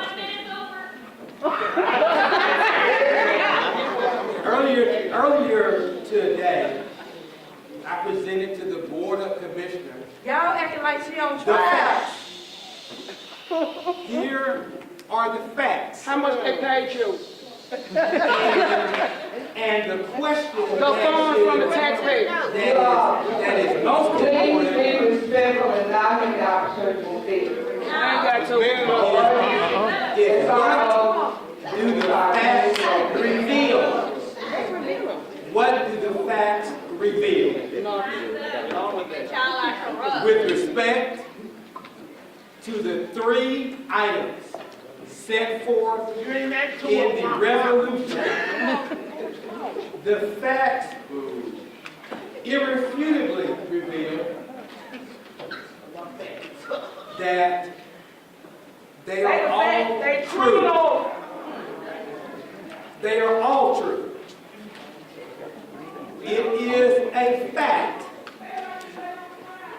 that Dr. Feagins misled the board with respect to the allegation that employees of this district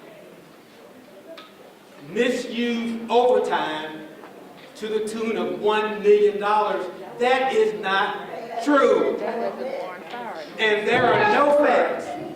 There are no facts. The executive summary would be read into the record, and this is editorializing, and the tone of your voice is as if it's a trial. I'm in there.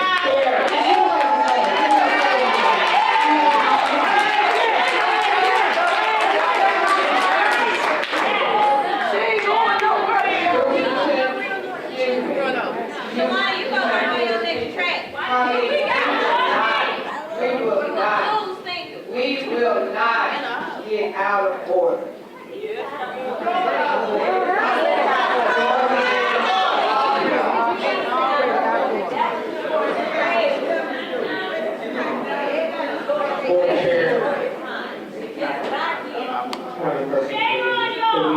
Take a brief recess, 30 seconds, please. You lie! No, he can go on. We're going to keep going. People are going to be respectful. We always want to talk about what the children. It's time for us to do the adult thing.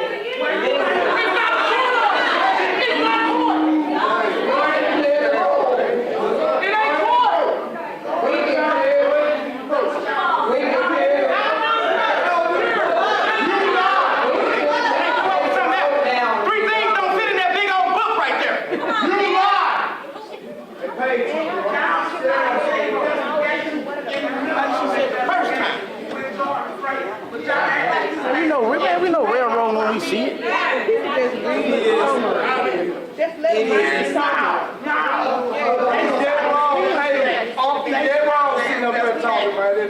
need a textbook, Bernie. Come on, man. Let's read the child. Let's read. But he's not. No, we're not letting him read nothing. We ain't letting him read nothing. They could have said that at first, but they did not say this at first. This is new. Textbook right there. And we gonna sue you. You write this fine. You call yourself a Christian, lady. Y'all ain't seen nothing yet. I promise you.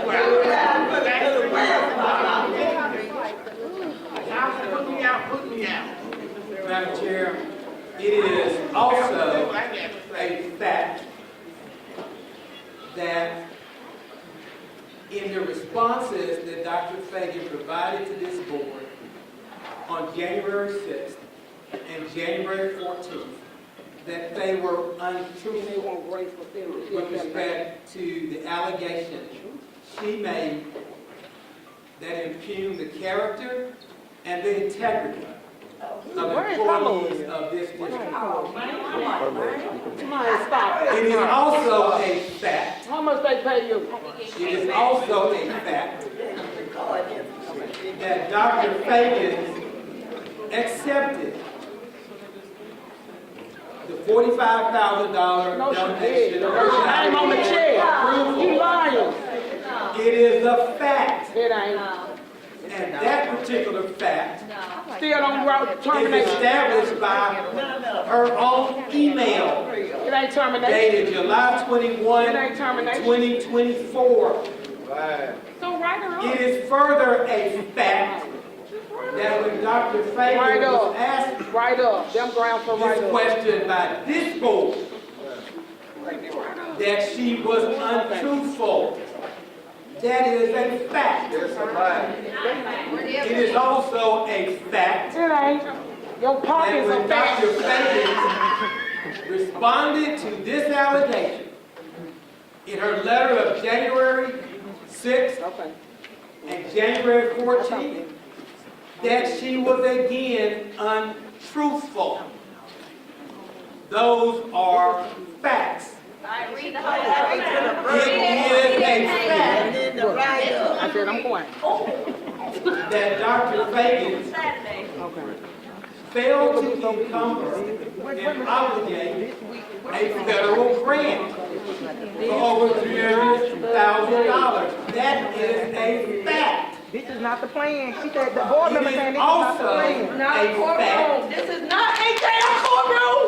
that Get her out, please. Get you a take a phone like that, baby. Cause I bet y'all can't take a phone like that. Bet you that. You ain't got to get one out. Hey, don't put your hands on. Take your hands off. Take your hands off.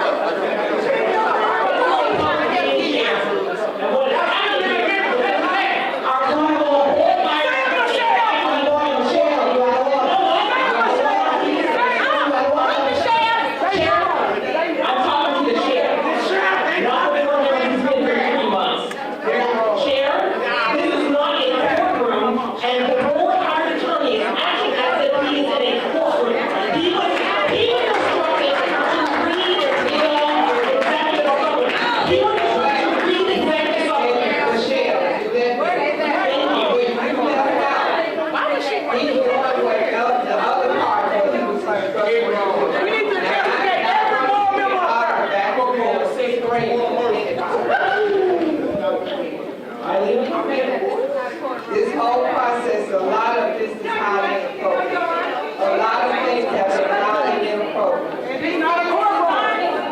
We not at 201. This ain't no courtroom. The paper say you get one. It started with Green and Campbell. That was inappropriate. You all started. No,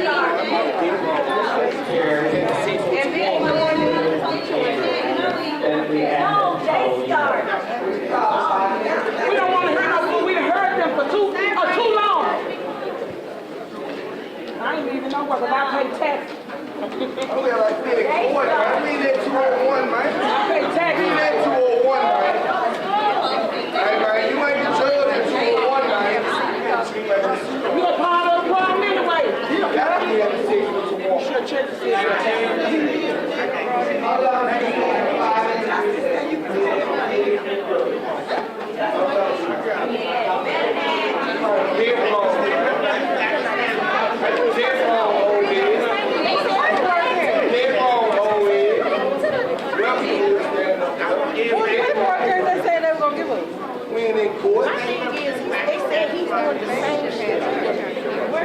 Fagan's attorney?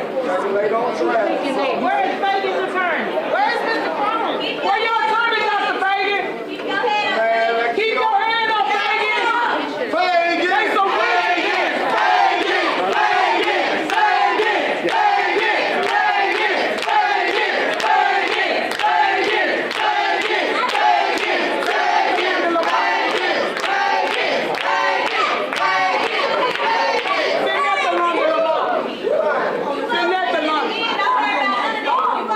Fagan! Let them do the devil's work. Breathe deep, honey, breathe deep. And slow. Keep smiling, baby. Watch it up here, watch it. Go ahead, He's not reading nothing. Let me say it down. I'm saying it. You need to read the summary. That's okay. Now, give me some more information. I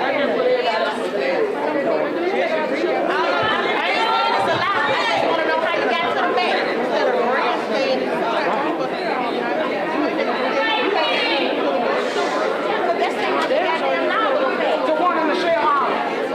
She can't threaten you, Michelle. She can't threaten you. Put charges on her butt. Get out of here.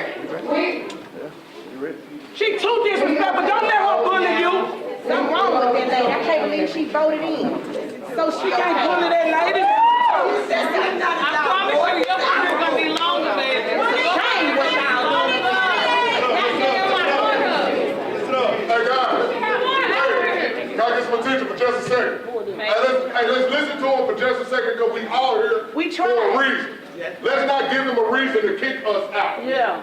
Because that's what the next move is. Okay. So let's sit down. Hey, I understand we all have a whole lot of opinions and we're very passionate. But we all gonna get kicked out if we don't show that we know how to conduct ourselves at the same time. I hear you when I honor that. I hear you when I honor that, bro. Hold on, sis. I hear you when I honor that, brother. But I'm gonna ask this guy. Can we get not just that it's a fact? Can we get a little more narrative? We're recess. We're in recess. We're in recess. We're in recess. They got It's recess. Baby, this bond lawyer that sent you out. Who paid you, man? Come up here and say all that, man. If you're going to, please have a seat. I thought we were in recess. Are we Have a seat. We're in recess. We are grown. But are we in recess?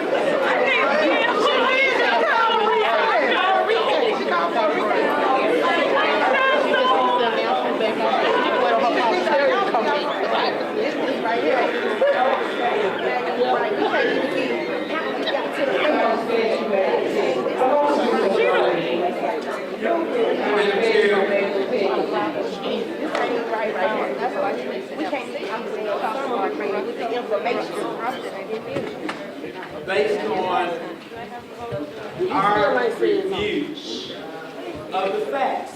Not facts. Stop saying this. They were around us. So you gotta stop saying facts. The three allocations that appear in the termination resolution that Dr. Feagins violated her employment contract no less than 8 times and deviated from board policy on at least 9 separate occasions.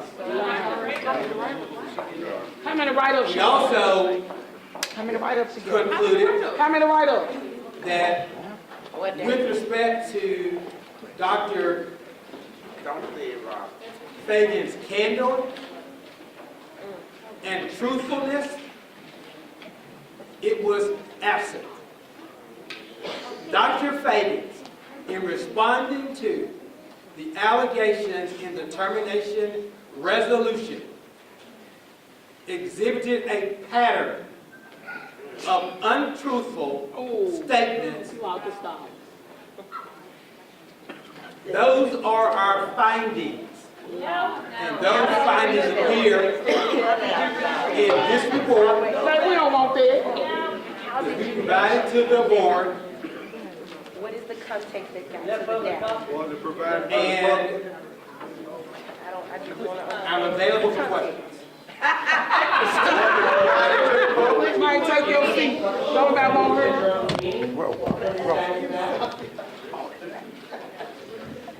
What is the content of how he refined it? Slow. Another dollar wasted. Another dollar wasted. On the back of taxes. You know who promised you better? Who?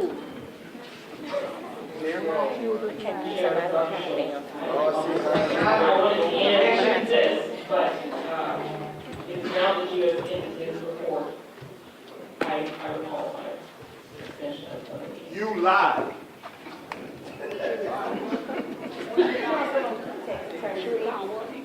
How's she violating her contract? We deserve to know that. Can we know those? So tell us how. Tell us. 9 times, 10 times this. What about your Yeah, the number changes. Okay, guys, let's listen to their questions. Cameras will have to move over for people that can't see. Please don't stand in front of people. What are 9 violations? If you're standing, please have a seat. Point of order, where are we on which one? What are the 9 violations? We're ready to have a question for council. That's where we are. If you have a question for the council at this point. Turn your light off, Commissioner McKinney. They didn't even have Commissioner McKinney. No question for council, who's waiting to comment?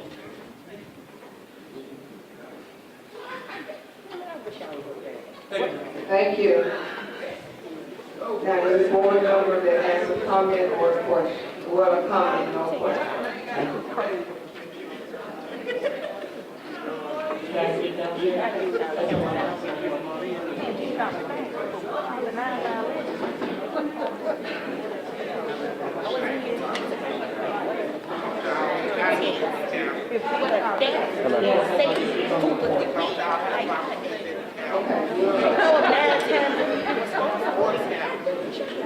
Thank you, and just officially for the record, I just want to share what I think of this report.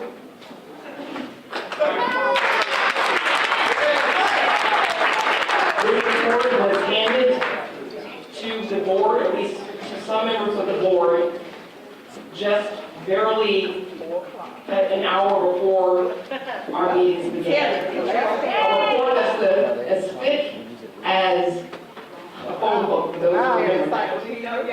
And there's no way for me to review all of that copy in that time. And what I can tell you of those policy violations, whatever rules are that supposedly were broken, 9 policies, I believe was mentioned, there are 200 policies.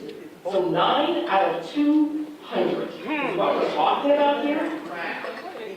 And to address the other allegations brought forth, we keep talking about a $45,000 check. $45,000 out of $1.8 billion. It's not money was deposited into her personal account. She didn't sign. She didn't even Just as sign. there was an error earlier this evening regarding enrollment numbers, a clerical error. That's what we're talking about here. What are they, Michelle? What So, are the 9? the violations, Can you read them? and we keep talking about like the board. No, it is not the entire board. The planning commission has been wide open for as much as I can recall. I'm addressing the points that were brought up throughout this so-called report. So-called re-election. Board members across the state are looking at this. We are grasping at straws here. No one is infallible. You've heard the community speak about no one expects the superintendent to be perfect. Nobody is perfect. This board in and of itself, they very well have violated policies and state laws. Also, in terms of violating policies, there are some members of this board who've come in and haven't even had their new board member orientation in. So to come up to the board and make allegations, and you yourself don't have all the aptitude to really do this job, no matter how much expertise you may like to bring. There is much to always learn that only time can give, but certainly, bare minimum, the board member orientation. This community has been through emotional trauma over the last month plus. I will continue my comments. Please give me a warning when I have my remaining time, Dr. Schultz. Thank you. Thank you. Thank you, Michelle. Commissioner Murphy. I move to the previous question.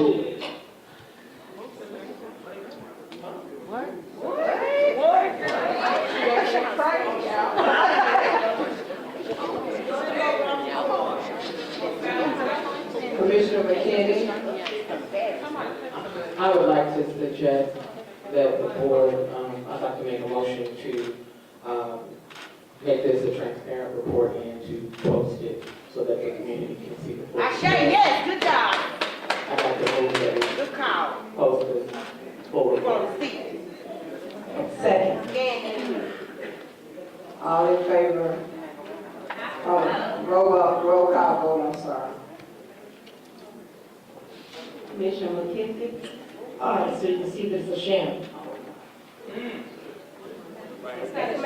Commissioner Murphy? Aye. Commissioner Horn? Commissioner Murphy? Aye. Commissioner Love? Aye. Commissioner McKinney? Aye. Commissioner O'Shea? Aye. Commissioner Williams? Aye. Commissioner Chair Collins? Aye.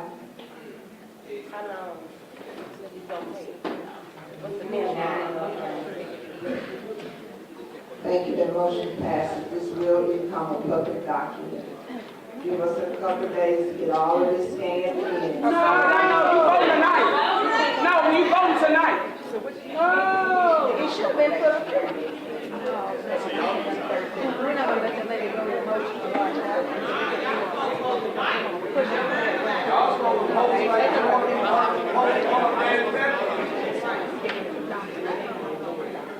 Yeah, but see, Yes, I have one comment. Chair. Okay. Commissioner McKinney, I'm sorry. Thank you, Chair. Regarding this report and uploading it and letting the public see it in the next few days, that is emblematic of this entire process. It has been completely off. It will be a moot point in a few days if a vote's taken tonight. So I just want to say that for the record. This report, it was supposed to be delivered in a neutral manner, to simply state the facts without all the Perry Mason editorializing. And it's clear from some of the questions in the private meeting that some board members had access to this information quietly. Wow. Hold on now. Some more fashion. I know they done violated some ethics. So let's just want to say that regarding this report that was delivered, the superintendent was told that her attorney could not be present to respond.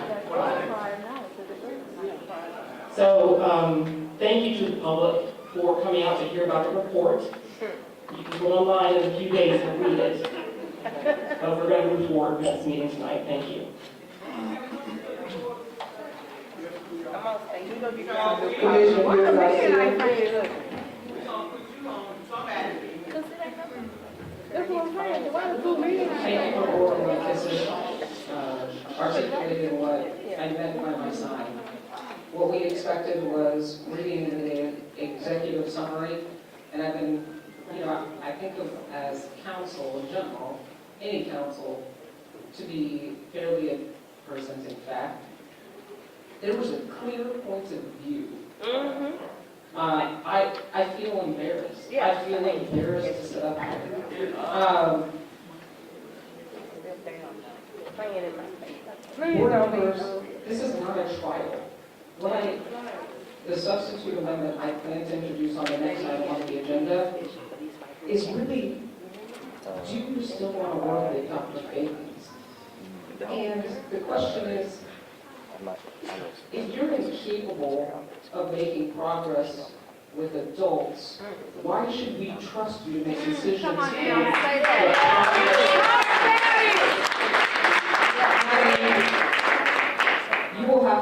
live with and accept the consequences of the decision tonight. The public is watching, they made that very clear. But this is, I have additional remarks I want to share before I introduce my resolution. But I can tell there is one colleague up here who knows better. I can see the stress, I see the faith that she is weighing. And I've got your back if you want to be on the right side of history. Amen.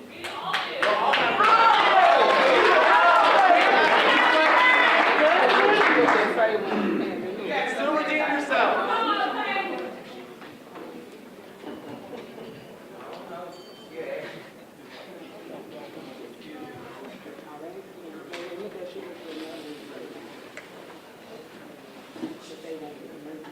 I just want to know why the music's so quiet.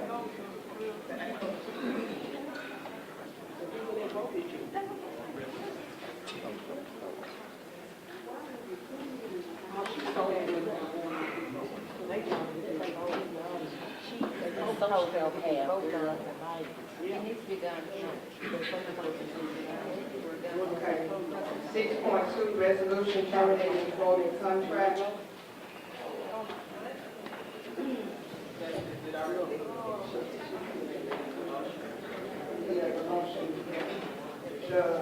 Commissioner Hugh Garcia, I'm sorry. Order. Information, or order. Is it already on the floor? Is the motion for the resolution terminating employment contract already on the floor? It is on the floor, so it's been.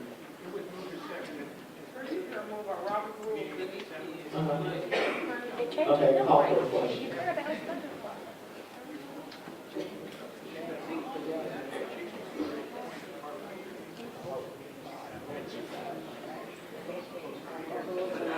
Since 2007.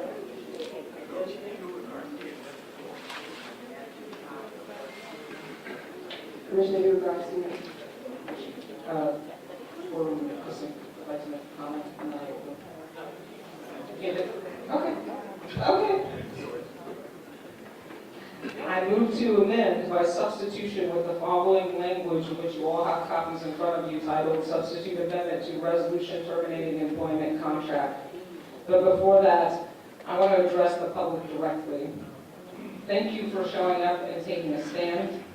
I remain steadfast in my position. Tonight, like the night of December 17th, I believe there are 5 colleagues who initially set out to terminate Dr. Feagins that may still do so tonight. Still, I will not surrender my optimism or hope. Come on now, Amber. Your vote is your position tonight. But I also want to share something deeply concerning. I have knowledge of a drafted bill that, while primarily intended for Memphis-Shelby County Schools, could have significant statewide implications on school boards. And let me be clear, I believe Nashville is using this as an opportunity, not an excuse. Yep. I know what happens in Nashville is not a direct consequence of whatever happens tonight, but it will inform the severity of their response. I don't, and none of us should favor diluting this elected board with individuals not chosen by our constituents or allow them to gain control of our facilities and beyond. We've seen state intervention before in the Achievement School District, and we know the results. It has not benefited our students or families, nor improved educational outcomes. Yet, even as we understand this history, I take no solace in the future ability to say, I told you so, or look what happened. There's no world where I am successful as a board member and my colleagues fail, because we all bear the repercussions of the decisions that we make tonight, and our kids do too. I'm urging you to take a different path tonight and asking you to support my version of this resolution. Together, let's do the hard work required to ensure stability of our district, and let's give Dr. Feagins more time. And let's demonstrate to our community and beyond that we are willing to defend our autonomy. This is our chance to act decisively in favor of what is best for our students and what our teachers want, and for Memphis-Shelby County Schools. I will read my resolution.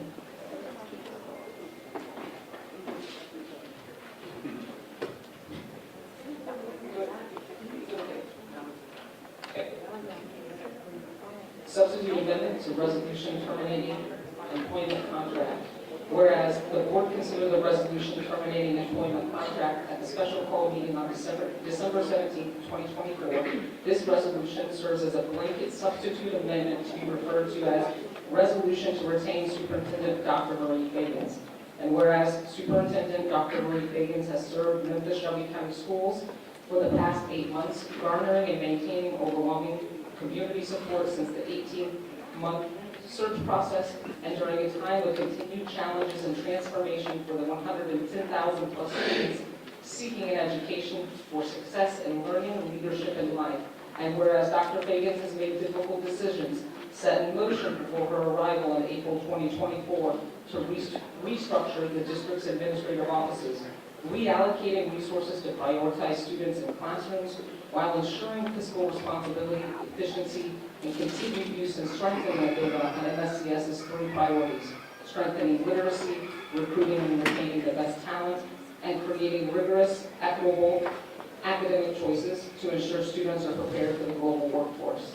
And whereas both the board and superintendent have professional standards for their roles through professional organizations and an internal MSCS policy, which should guide the board and superintendent on a critical analysis of the needed professional development and continuous improvement that is done together and separately, including 1, TCA 49203A 15A requires the board to conduct performance evaluations for superintendents fairly, transparently, and with evidence-based criteria, ensuring decisions are rooted in accountability and the best interest of students and the community. 2, the School Superintendents Association names 12 standards of the educational leader, including maintains the standards and seeks to improve the effectiveness of the profession through research and continuing professional development. 3, Memphis-Shelby County Schools Policy 1013, Superintendent Code of Ethics states, "I will endeavor to fairly represent the entire educational community under the auspices of Shelby County Schools at all times." 4, the Tennessee School Board Association's board member code of conduct includes but is not limited to relations with the director of schools or superintendent, which states, "I will hold the director of schools or superintendent accountable for working with staff and requiring them to work within the framework of policy set up by the board." 5, the Center for Public Education's 8 characteristics of an effective school board includes effective school boards are accountability driven, spending less time on operational issues and more time on policies to improve student achievement. 6, Memphis-Shelby County Schools Policy 0004, Board Officers and Duties, describes the statutory and additional duties of the chair, including 1, confer with the superintendent on crucial matters, which may occur between board meetings and subsequently inform the board, and 2, bring before the board such matters that may require the attention of the board. Whereas the board has the opportunity to demonstrate strong governance and communicate the desired improvements to Superintendent Dr. Marie Feagins so that she may have additional time to remedy the root issues outlined in the prior resolution calling for termination. Upon the examination of the resolution and the public comments, it's proposed the following topics be addressed, outlined, and the progress reported on. 1, stronger internal controls. Dr. Feagins must continue to use the Tennessee Comptroller Internal Control and Compliance Manual and School Support Organizations Procedural Manual to audit, improve, and strengthen all Memphis-Shelby County Schools' internal controls, including but not limited to enhanced staff training, adhering to the grant management process, including deadlines and RFPs, evaluating employees who work excessive overtime to address workload pressure, and implementing robust donation acceptance processes and controls. The superintendent must continue to address the areas outlined in the prior to termination resolution, bring additional recommendations for areas of focus, and outline the necessary additional resources, if any, to the board, such as the need for any additional headcount. 2, communication improvement. As stated in Dr. Feagins' contract, the board and superintendent must establish and follow a communication protocol. 3, human capital analysis. Dr. Feagins will continue the analysis of MSCS's human capital needs using the district's priorities to ultimately increase student achievement. This includes completing a compensation analysis and a review of the credentials and skills of those executing the work against the evolving changes of the district. 4, Board of Governance training. The board must complete all required training described in the State Board of Education rules and regulations and engage with a reputable third-party organization such as the Tennessee School Board Association for an assessment of needs, and must engage in additional ongoing professional development topics such as governance, policy, budgeting, or other key leadership needs. Whereas the Memphis-Shelby County School Board will examine the performance of Dr. Feagins, raising any concerns for public discussion and encouraging the collective ownership of our path forward. And whereas the Memphis-Shelby County School Board supports additional time for Superintendent Dr. Feagins to lead MSCS in addressing the district's needs and achieving academic progress for our students and schools. Be it therefore resolved that the Memphis-Shelby County School Board and the public will receive monthly updates on the progress of the improvements outlined in this resolution during the superintendent's report starting no later than the February 2025 board business meeting. Be it therefore resolved that the superintendent, Dr. Marie Feagins, will present any budget considerations for initial resources needed to implement the improvements, if any, named in this resolution, at the board budget retreat on February 21st, 2025, with a complete list of needs for consideration by the end of the fiscal year on June 30th, 2025. Be it therefore resolved that the Memphis-Shelby County School Board Chair will present monthly updates on the progress of the improvements outlined in this resolution during the Chair's report, starting no later than February 2025 board business meeting. Be it therefore resolved that the Memphis-Shelby County School Board Chair must share the board plan for continued professional development with the public before their scheduled 2025-2026 school year budget presentation to the Shelby County Board of Commissioners. Be it therefore resolved that the Chair of the Memphis-Shelby County School Board should present any budget considerations for initial resources needed to implement the improvements, if any, named in this resolution at the board budget retreat on February 21st, 2025, with a complete list of needs for consideration by the end of the fiscal year on June 30th, 2025. Be it therefore resolved that a copy of this resolution shall be transmitted to the Tennessee Department of Education and the public to affirm the board's support of additional time for Superintendent Dr. Marie Feagins and its commitment to stability and progress in the district. January 21st, 2025. Amber, you address it.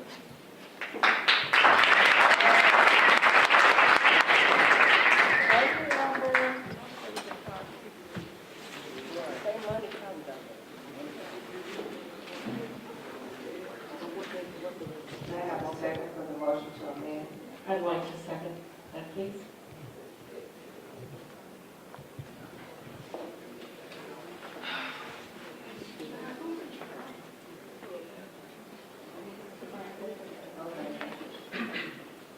Now we're going to hand to Dr. Schultz.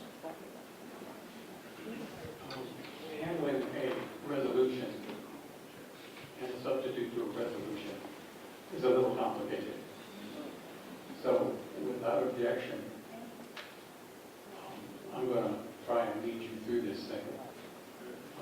Madam Chairman, if at any time you want it back, you just take it. Resolutions are divided into two parts. There is a preamble and there is a resolution. The preamble is all whereas statements. They don't have a great deal of significance. The meat of a resolution is in the resolving statements. The way this process works in the amending is we try to perfect the two documents. Perfecting means to amend them in some way to bring them together. You have two items before you. They are quite different. What I will do is I will open up the original one first, and I'm only working on the resolve section, not the preamble section. Go to the resolve section, and the question now is, would you like to make any amendments, now that you see what the two are, would you like to make any amendments in perfecting the original one? And the amendments would be to clarify better language. It would be to adjust the language to get more votes, to get it closer to the substitute. And I'm going to open the floor now for anyone who would like to make amendments to the original language. Point of order. To the original language of the original motion for termination or this particular motion that's on the floor? What's up right now is perfecting the resolution terminating employment contract, your original one. Dr. Schultz, okay, so does this substitute amendment, which took into consideration the original resolution, does this not count as the tightening up of the language? What's going on here is if you want to change anything in the original resolution, this is your moment. Next, I will go to the amendment, which is referred to as substitute amendment to resolution terminating employment contract. And I will allow you to make any amendments to that. If you do make amendments to it, then I will open both of them up when you're done making any amendments. And you don't have to make anything. I'll open them both up if there's anything in the whereases that you want to do. Because if you change something in the resolve part, it might impact something above it. Somehow I doubt that's going to happen. But this is the process. We'll just walk through the process. Right now, what is available to you is a resolution terminating employment contract. Would anyone like to maybe perfect language for that document? Since no one is, we will now move to the substitute amendment. Would anyone like to amend the substitute amendment? Any language in that? It appears not. Both documents are open if you would like to amend any of the other sections, or whereas sections. It appears not. Now we're at the point of deciding which one you want. You're going to vote as to which one you want as your main motion. Currently, the main motion is a resolution terminating employment contract. You have an amendment suggested, which is your substitute amendment. The question is, do you wish to amend by substitution? Vote yes if you would like the substitute amendment to become the main motion. Vote no if you would like the original resolution terminating employment contract to remain as the main motion. All right, okay. Are there any questions? That's all the questions, Dr. Schultz. If you could clarify that, and is there any opportunity to make comments regarding beyond just changing the language? Absolutely. May I do that now? Actually, what's before you right now says no one wanted to modify any of the language. What's before you right now is the substitute amendment. If you would like to speak to the substitute amendment, this is your moment for debate. Thank you, Dr. Schultz, for the clarification. Board Chair, to my colleagues, first I want to apologize for raising the temperature regarding this very difficult situation.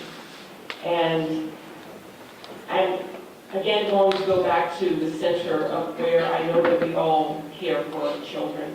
We all care for this community. I ask that we listen to our community. They have spoken so clearly, so eloquently tonight. I can't do any more than what they have already done. But I just want to point out that if this is for the children, what are we telling our children? That no, we can't come to some resolution? No, we don't know how to settle our conflicts? No, we don't know how to get along? That's not the message we want to send to our children. I want to co-sign on to this substitute amendment resolution because it is fair and balanced. It acknowledges the fact that perhaps you don't have the same level of communication interaction with the superintendent. I want to work with you to ensure that that does happen. We can hit the reset button of all of this. We absolutely can do this together. We don't have to throw the baby out with the bathwater. So please, consider that. And whereas I have tried to be conciliatory to say, I understand that you've got concerns that perhaps I don't share, I just haven't heard the reverse. I've heard no one say, well, you know what, let me reconsider that. Well, maybe there's something, maybe we got off on the wrong foot. Maybe it's because Michelle was a part of the a board that hired the superintendent, that's why she has a different perspective. So let me take a look at that. This accountability. And to my veteran board members, the chair and the vice chair, you were at the helm of the superintendent search during all this bumps and bruises and restarts. Please, let's honor that work. It just doesn't make sense. We have new teachers who are given more gratitude than we're giving the superintendent. New teachers have 3 years where they can figure things out.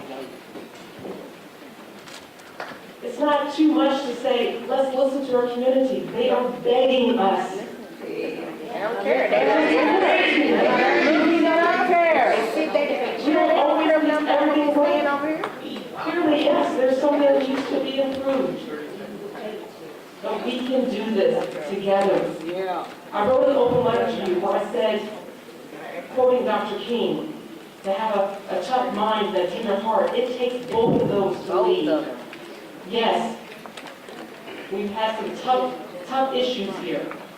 But find that tender heart to listen to the community, to listen to children. It is overwhelming. They don't want this.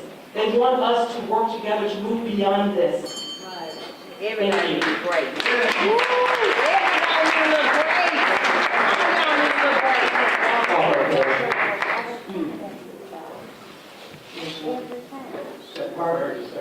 Second.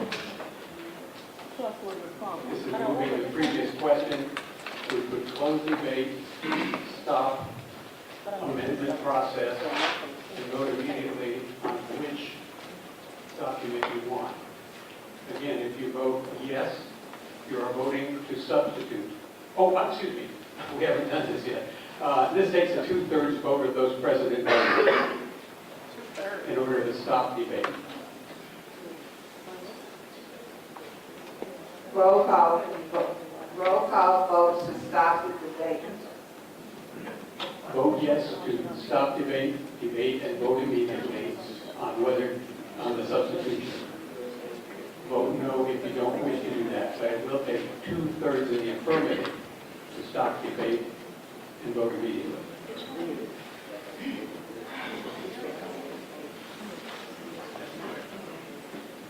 Voted yes, close the debate, and we would vote immediately on whether to substitute.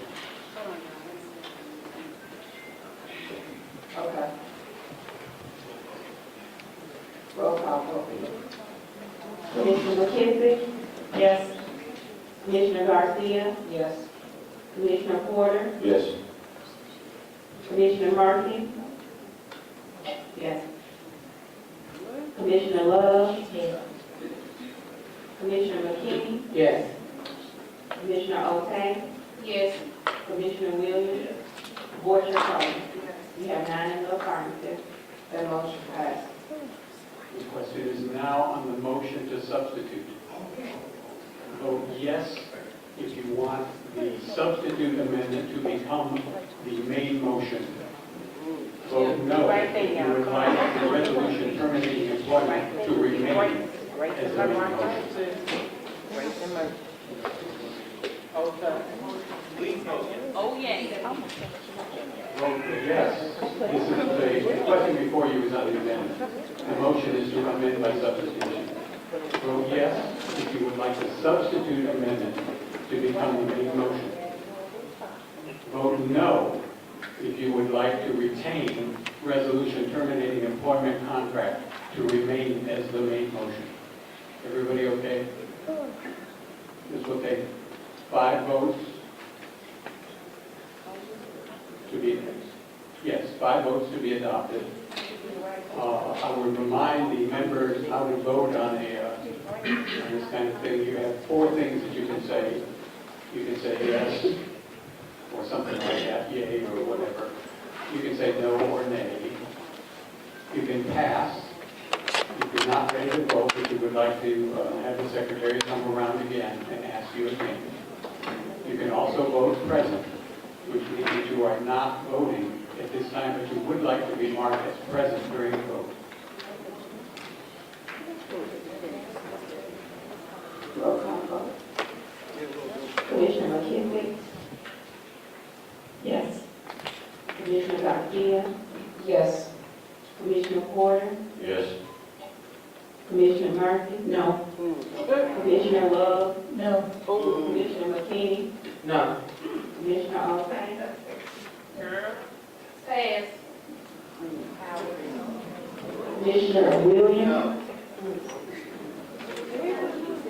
Commissioner O'Shea, Porter Coleman. No.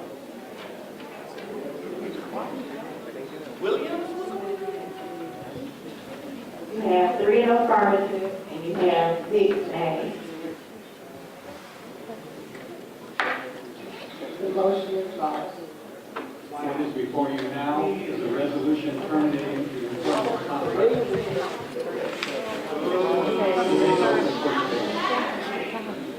Call the question. Moving on previous question again, will require a second and a 2/3 vote to stop the date implementation. Chair.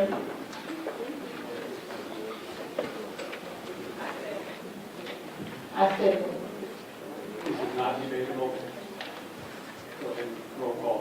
Again, it will take a 2/3. Chair, Dr. Schultz, if I may, can you please clarify why we're closing the debate at this point? Because we have not heard from the nays. And I'm really, I think the public would want to hear, I want to hear. Yes. Yes. Speak up. From a parliamentary perspective, the member was recognized that she has the right to make that motion. I cannot tell you what her thoughts were on that, but it is legal for her to do that. Thank you, Dr. Schultz. You work for us. Vote yes if you want to close debate and vote immediately. Vote no if you would like more debate on this issue. roll call vote, please. Commissioner McKinney, No. Commissioner Garcia, no. Commissioner Porter, No. Commissioner Murphy, yes. Commissioner Love, Yes. Commissioner McKinney, Yes. Commissioner O'Shea, Yes.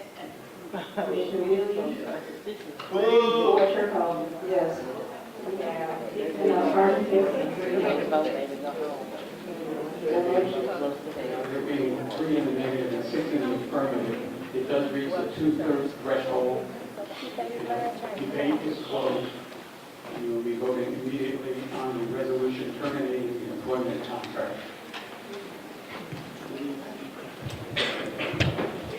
Voting yes on this means you are in support of the resolution terminating the employment contract.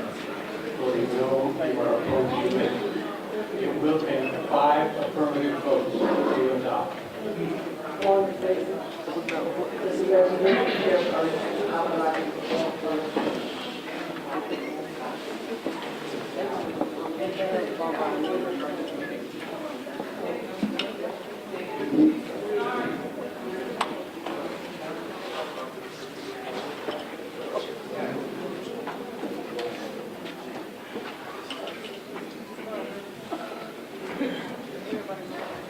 Yes. Commissioner Coleman, yes. Commissioner McKissick? No. Commissioner Garcia? No. Commissioner Porter? No. Commissioner Murphy? Yes. Commissioner Love? Yes. Commissioner McKinney? Yes. Commissioner O'Shea? Come on, Sable. Whatever they got to do. Sable, do the right thing, man.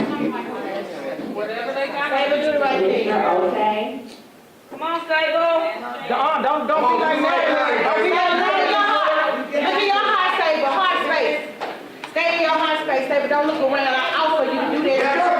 Yes. Your heart space.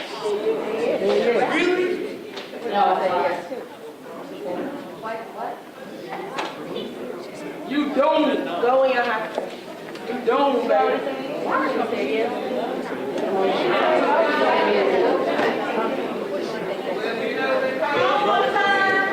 Commissioner O'Shea, would you repeat your vote? Come on, Sable. You got another hand. Come on. Grace. Yes. Yeah, in the apartment.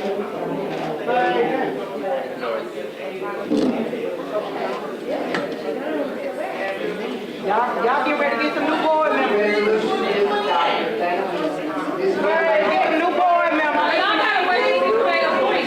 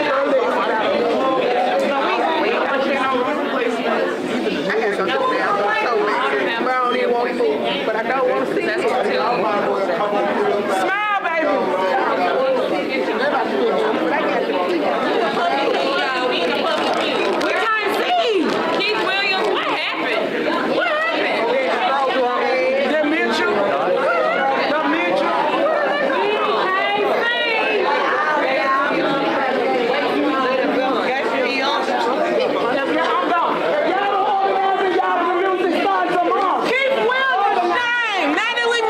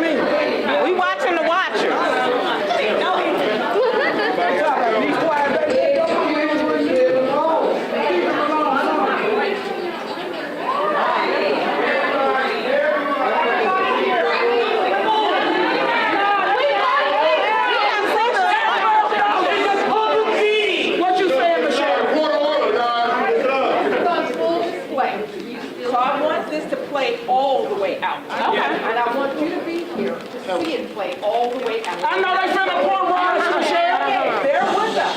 Okay. Thank you. Bear with us and let it play all the way out. And all this ugliness and all this injustice. Yeah. Let's just settle this tonight so that we can go on to chapter 2. Yeah. Yes, sir! Yes, sir! Don't get comfortable in those seats. Come on. Okay, y'all, let's be quiet. Come on, y'all.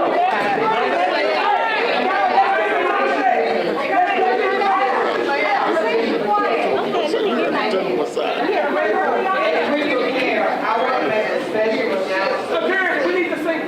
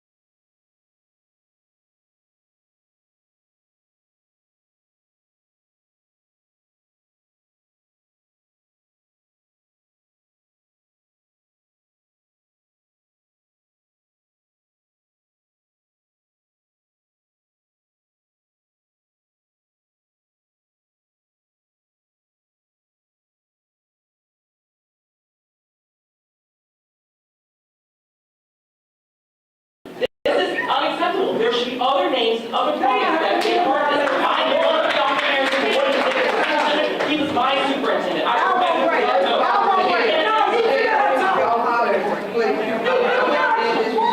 I'm not hollering. I'm speaking. I'm saying very forcefully about that.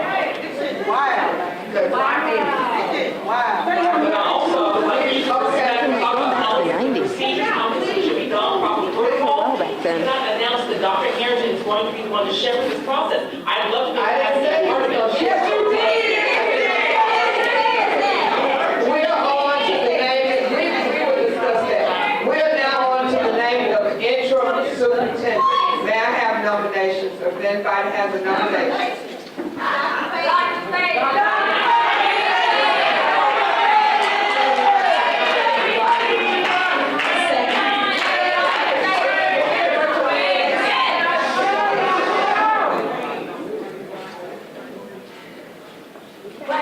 The name of Dr. Roderick Richmond has been brought to the forefront. I knew it.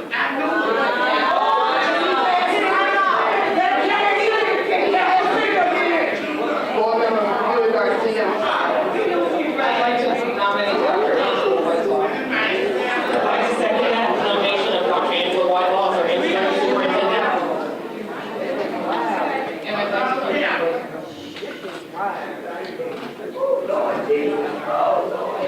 Are there any other nominations?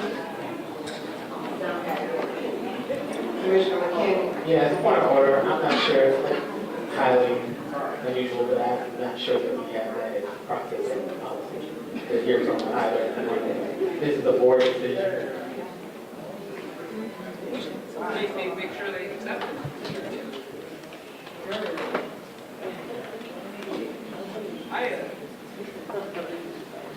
Point of order. So we're asking Mr. Rod Richmond and Angela Whitelaw to accept.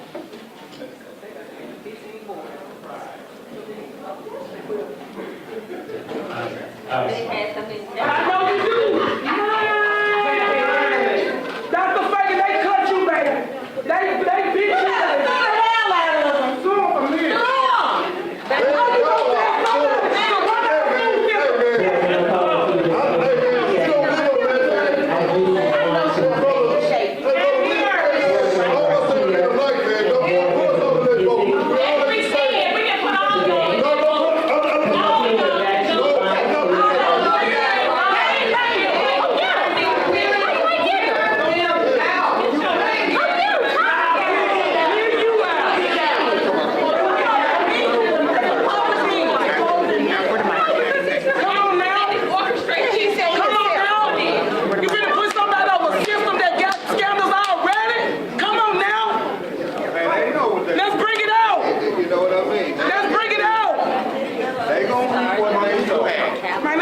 tell the story tonight. Tell it. Every news station come see me. I don't even like the media, but come see me after the meeting. Put somebody on loud money. Come on. Gratitude and honor for your recognition of my work across the district for the last few years. Moving the district to level 5. But right now, as we lead into this next phase, to be considered for this role is an honor. And I sincerely appreciate your confidence in my abilities and where I stand. While I am pleased to have been recognized tonight, I also recognize this is not a time for division. We cannot, as a district, we cannot, as a community. So therefore, I made this difficult decision. While my goal is to be superintendent, my decision tonight is to withdraw my name from consideration.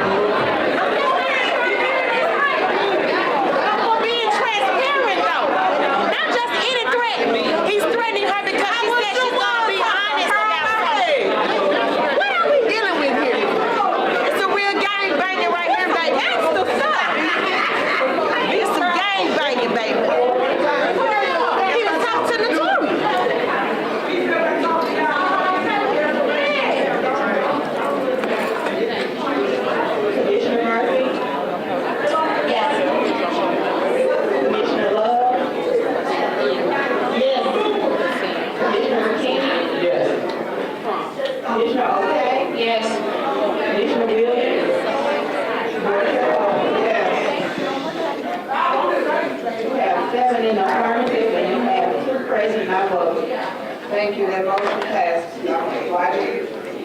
Roger Richmond is our interim superintendent.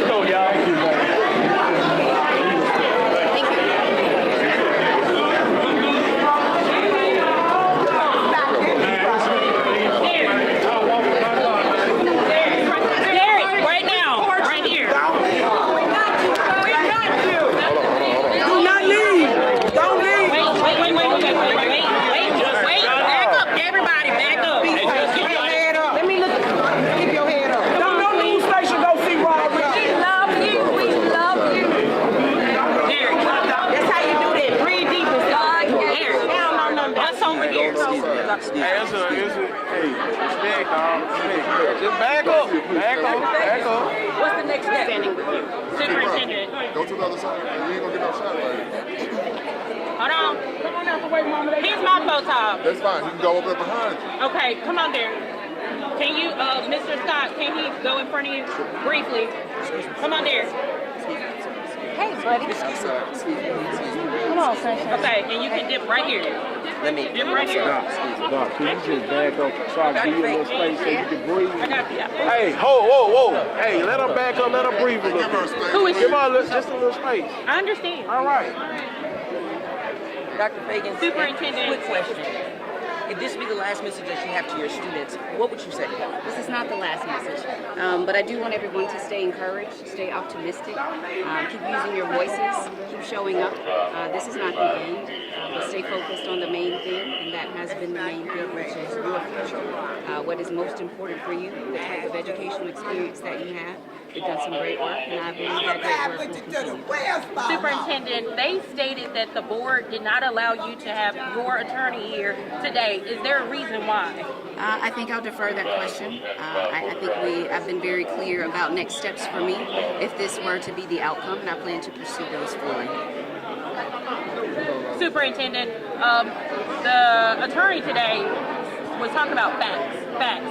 But you had a 14-page paper. How can the people decipher between the facts and what's real and how it happened? Like, how can we decipher through that? I think there's a lot that is still remains, right? And so if this proceeds further, then I'll handle it from there. How do you feel about this process so far, learning about the termination till now? How do you sum up this process? I think this is exactly the opposite of what you desire to see in any organization. I think this is exactly the opposite of what we expect from our kids and from our staff. I think this is exactly the opposite of what an educational institution stands for. I believe that many members of the board chose chaos over children, and it looks like they've chosen litigation over leadership, and so I'll see them in court. No further questions. Thank you. Excuse me. Okay, let's go to Kim and Jack. Jack, y'all have them? We'll go. I want to see what the state does. The state, chapter 2. Because this is not over. Clearly it's not over. Dr. Feagins has indicated that her personal fight will continue. As a board member, I'm still going to stand up for what's best for children. And the state has indicated that they have an obligation to respond to the chaos that we've experienced tonight and for the last 6 weeks. So that is chapter 2. The fight is not over. Do you welcome that, or would it be? I don't welcome it. Right. I don't welcome it. I spoke with Representative Mark White. He didn't welcome it. When we spoke earlier today, we wanted the board members to listen to the community, to be reasonable, to vote for a resolution that was fair and balanced that my colleague, Amber Hugh Garcia, introduced. That was fair. We didn't say things were perfect. When did you get the report that was read that Robert Spencer? So we got the report about an hour before our 5:30 meeting started. It is this thick, and the executive summary barely covered anything, and there was no time to really review it. It would need a whole weekend to go through it all. How does an interim superintendent govern, or what can possibly come of this that's productive? Or what does one tell the students, the teachers? What do you say? I think people are paying attention now at the local level that you have to vote all the way down the ballot. You have to show up. You have to research the candidates and the people who are representing you on the board. Because it wasn't about the two of us being right. It was about doing the right thing and being a voice of reason. And the continued decision-making and even suggestions that they have the discernment of what good leadership training is, shows me we have a lot of work to do. This shows me also, this is so much bigger than Dr. Feagins. We are structurally broken, this board is. And when the chair announces that she has found the person to work with the board, and this is the first time we're hearing it, that's a problem. That is a problem. And to not realize this is going to impact potentially boards across the state. We don't know exactly how the state's going to respond to this, but Representative Mark White told me today that the state has an obligation. When they're receiving $900 million for TISA funding, they have to respond to this. They can't just look the other way. When the community is crying out for them to be listened to, and they completely were ignored tonight. Commissioner McKenzie, a quick question before we go to you, Ms. Garcia. How do you feel about this new appointment with Dr. Richmond? I know you voted in favor of Dr. Whitelaw. So my question would be, what is your feelings on this new appointment? As a board member, I am going to work with whomever is at the helm of this district because that is what I was elected to do. So that is what I will do. But I wanted to send a message by being present. No, nothing against Dr. Richmond, but the process has not been fair. So that's why I could not vote yes for him tonight. I think the same question. Well, no, this is the question for you. I know you spoke out about Dr. Harrington, about the recent appointment of him being a shepherdess or a leader of this event, leading us forward. So what is your feelings on that? I think we need professional third-party organizations to analyze the real dysfunction that the public has seen on full display. We need active governance training from we need a new perspective. And something I didn't share on stage tonight is I have a member of the community said no matter what happens tonight, your governance training the cost should not be a barrier. They will cover it. A private donor is willing to cover whatever professional organization the board needs to get the training that it deserves. That means coaching. That means national organizations watching other boards that function well, real-time coaching on policy. This is not just sitting down with a PowerPoint. I'm talking about what has been done. We need deep development. And I want to take this opportunity to say thank you to State Representative Justin Pearson, all of our elected officials for coming out tonight. It's important to realize that this is not operating in a silo. This isn't just about the school board and the superintendent. Everything impacts everything else. Education is at the center for all of our success, for our city, for our county, for our state. So that's why it's so important and critical for elected officials like Representative Pearson, who's still here tonight, to show support for the process, for the people. This is not about Dr. Feagins. Yes, I want to support her. She's done an outstanding job. But I'm saying that this has been a travesty since the beginning. And to say that decisions weren't made, I mean, there were literal backroom meetings just at the end of the last meeting where they were coming out of the back room with the board hired attorney. I had to beg to meet with the board hired attorney. So there is so much they talk about that people don't know what's going on. Oh, I can tell you about some things that people don't know what's going on with this board. I have lost complete confidence in them. You know, it took almost 2 years to find Feagins. We got another roller coaster like that coming up. Who would work for us? What was that? Who would work for us? No. I think there'll be a local search or someone internal, because right now, who would apply for this job? What could you do differently next time so the result isn't the same? I think you have to talk to those who voted in favor of this termination, because board member Hewitt Garcia and I have tried to be as transparent as possible. We have tried to reach out to our board members. We've had phone conferences, coffee meetings saying, help us explain. She asked them, what would you want to change about our resolution? Nothing.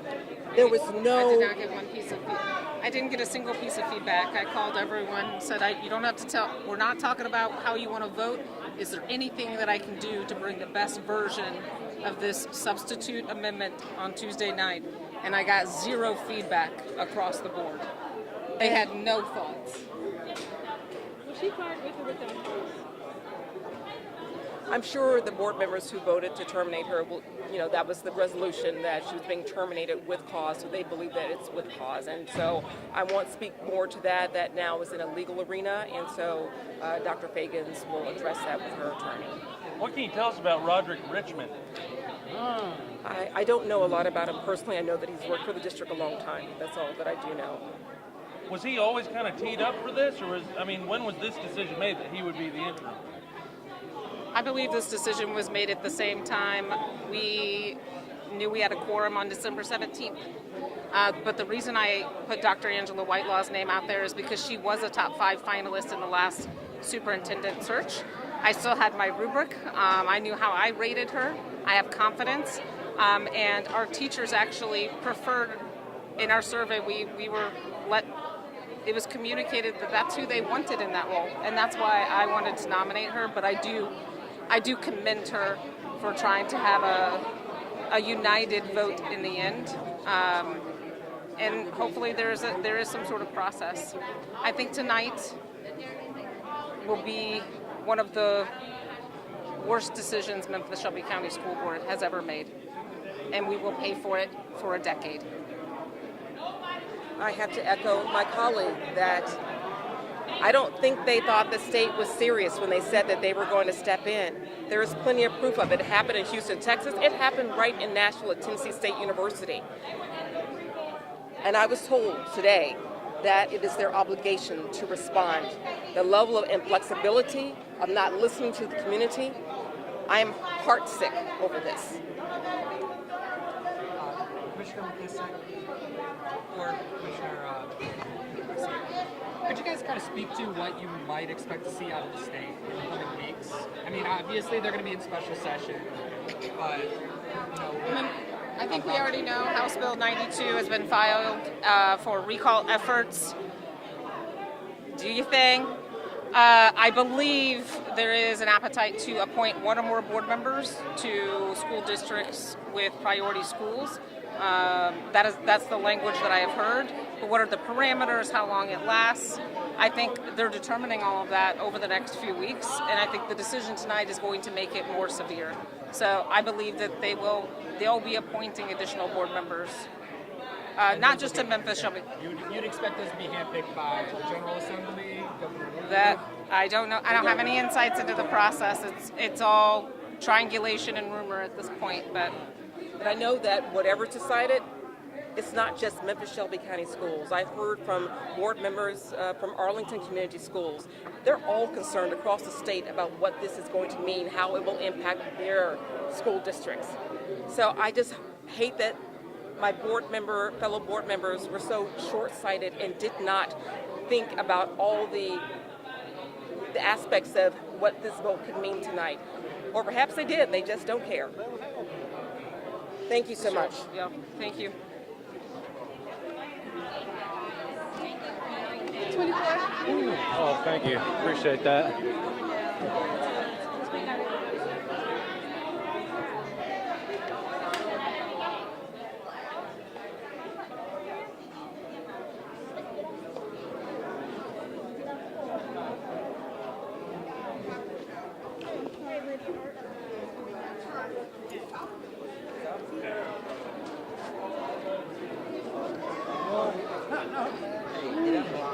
No, you're fine.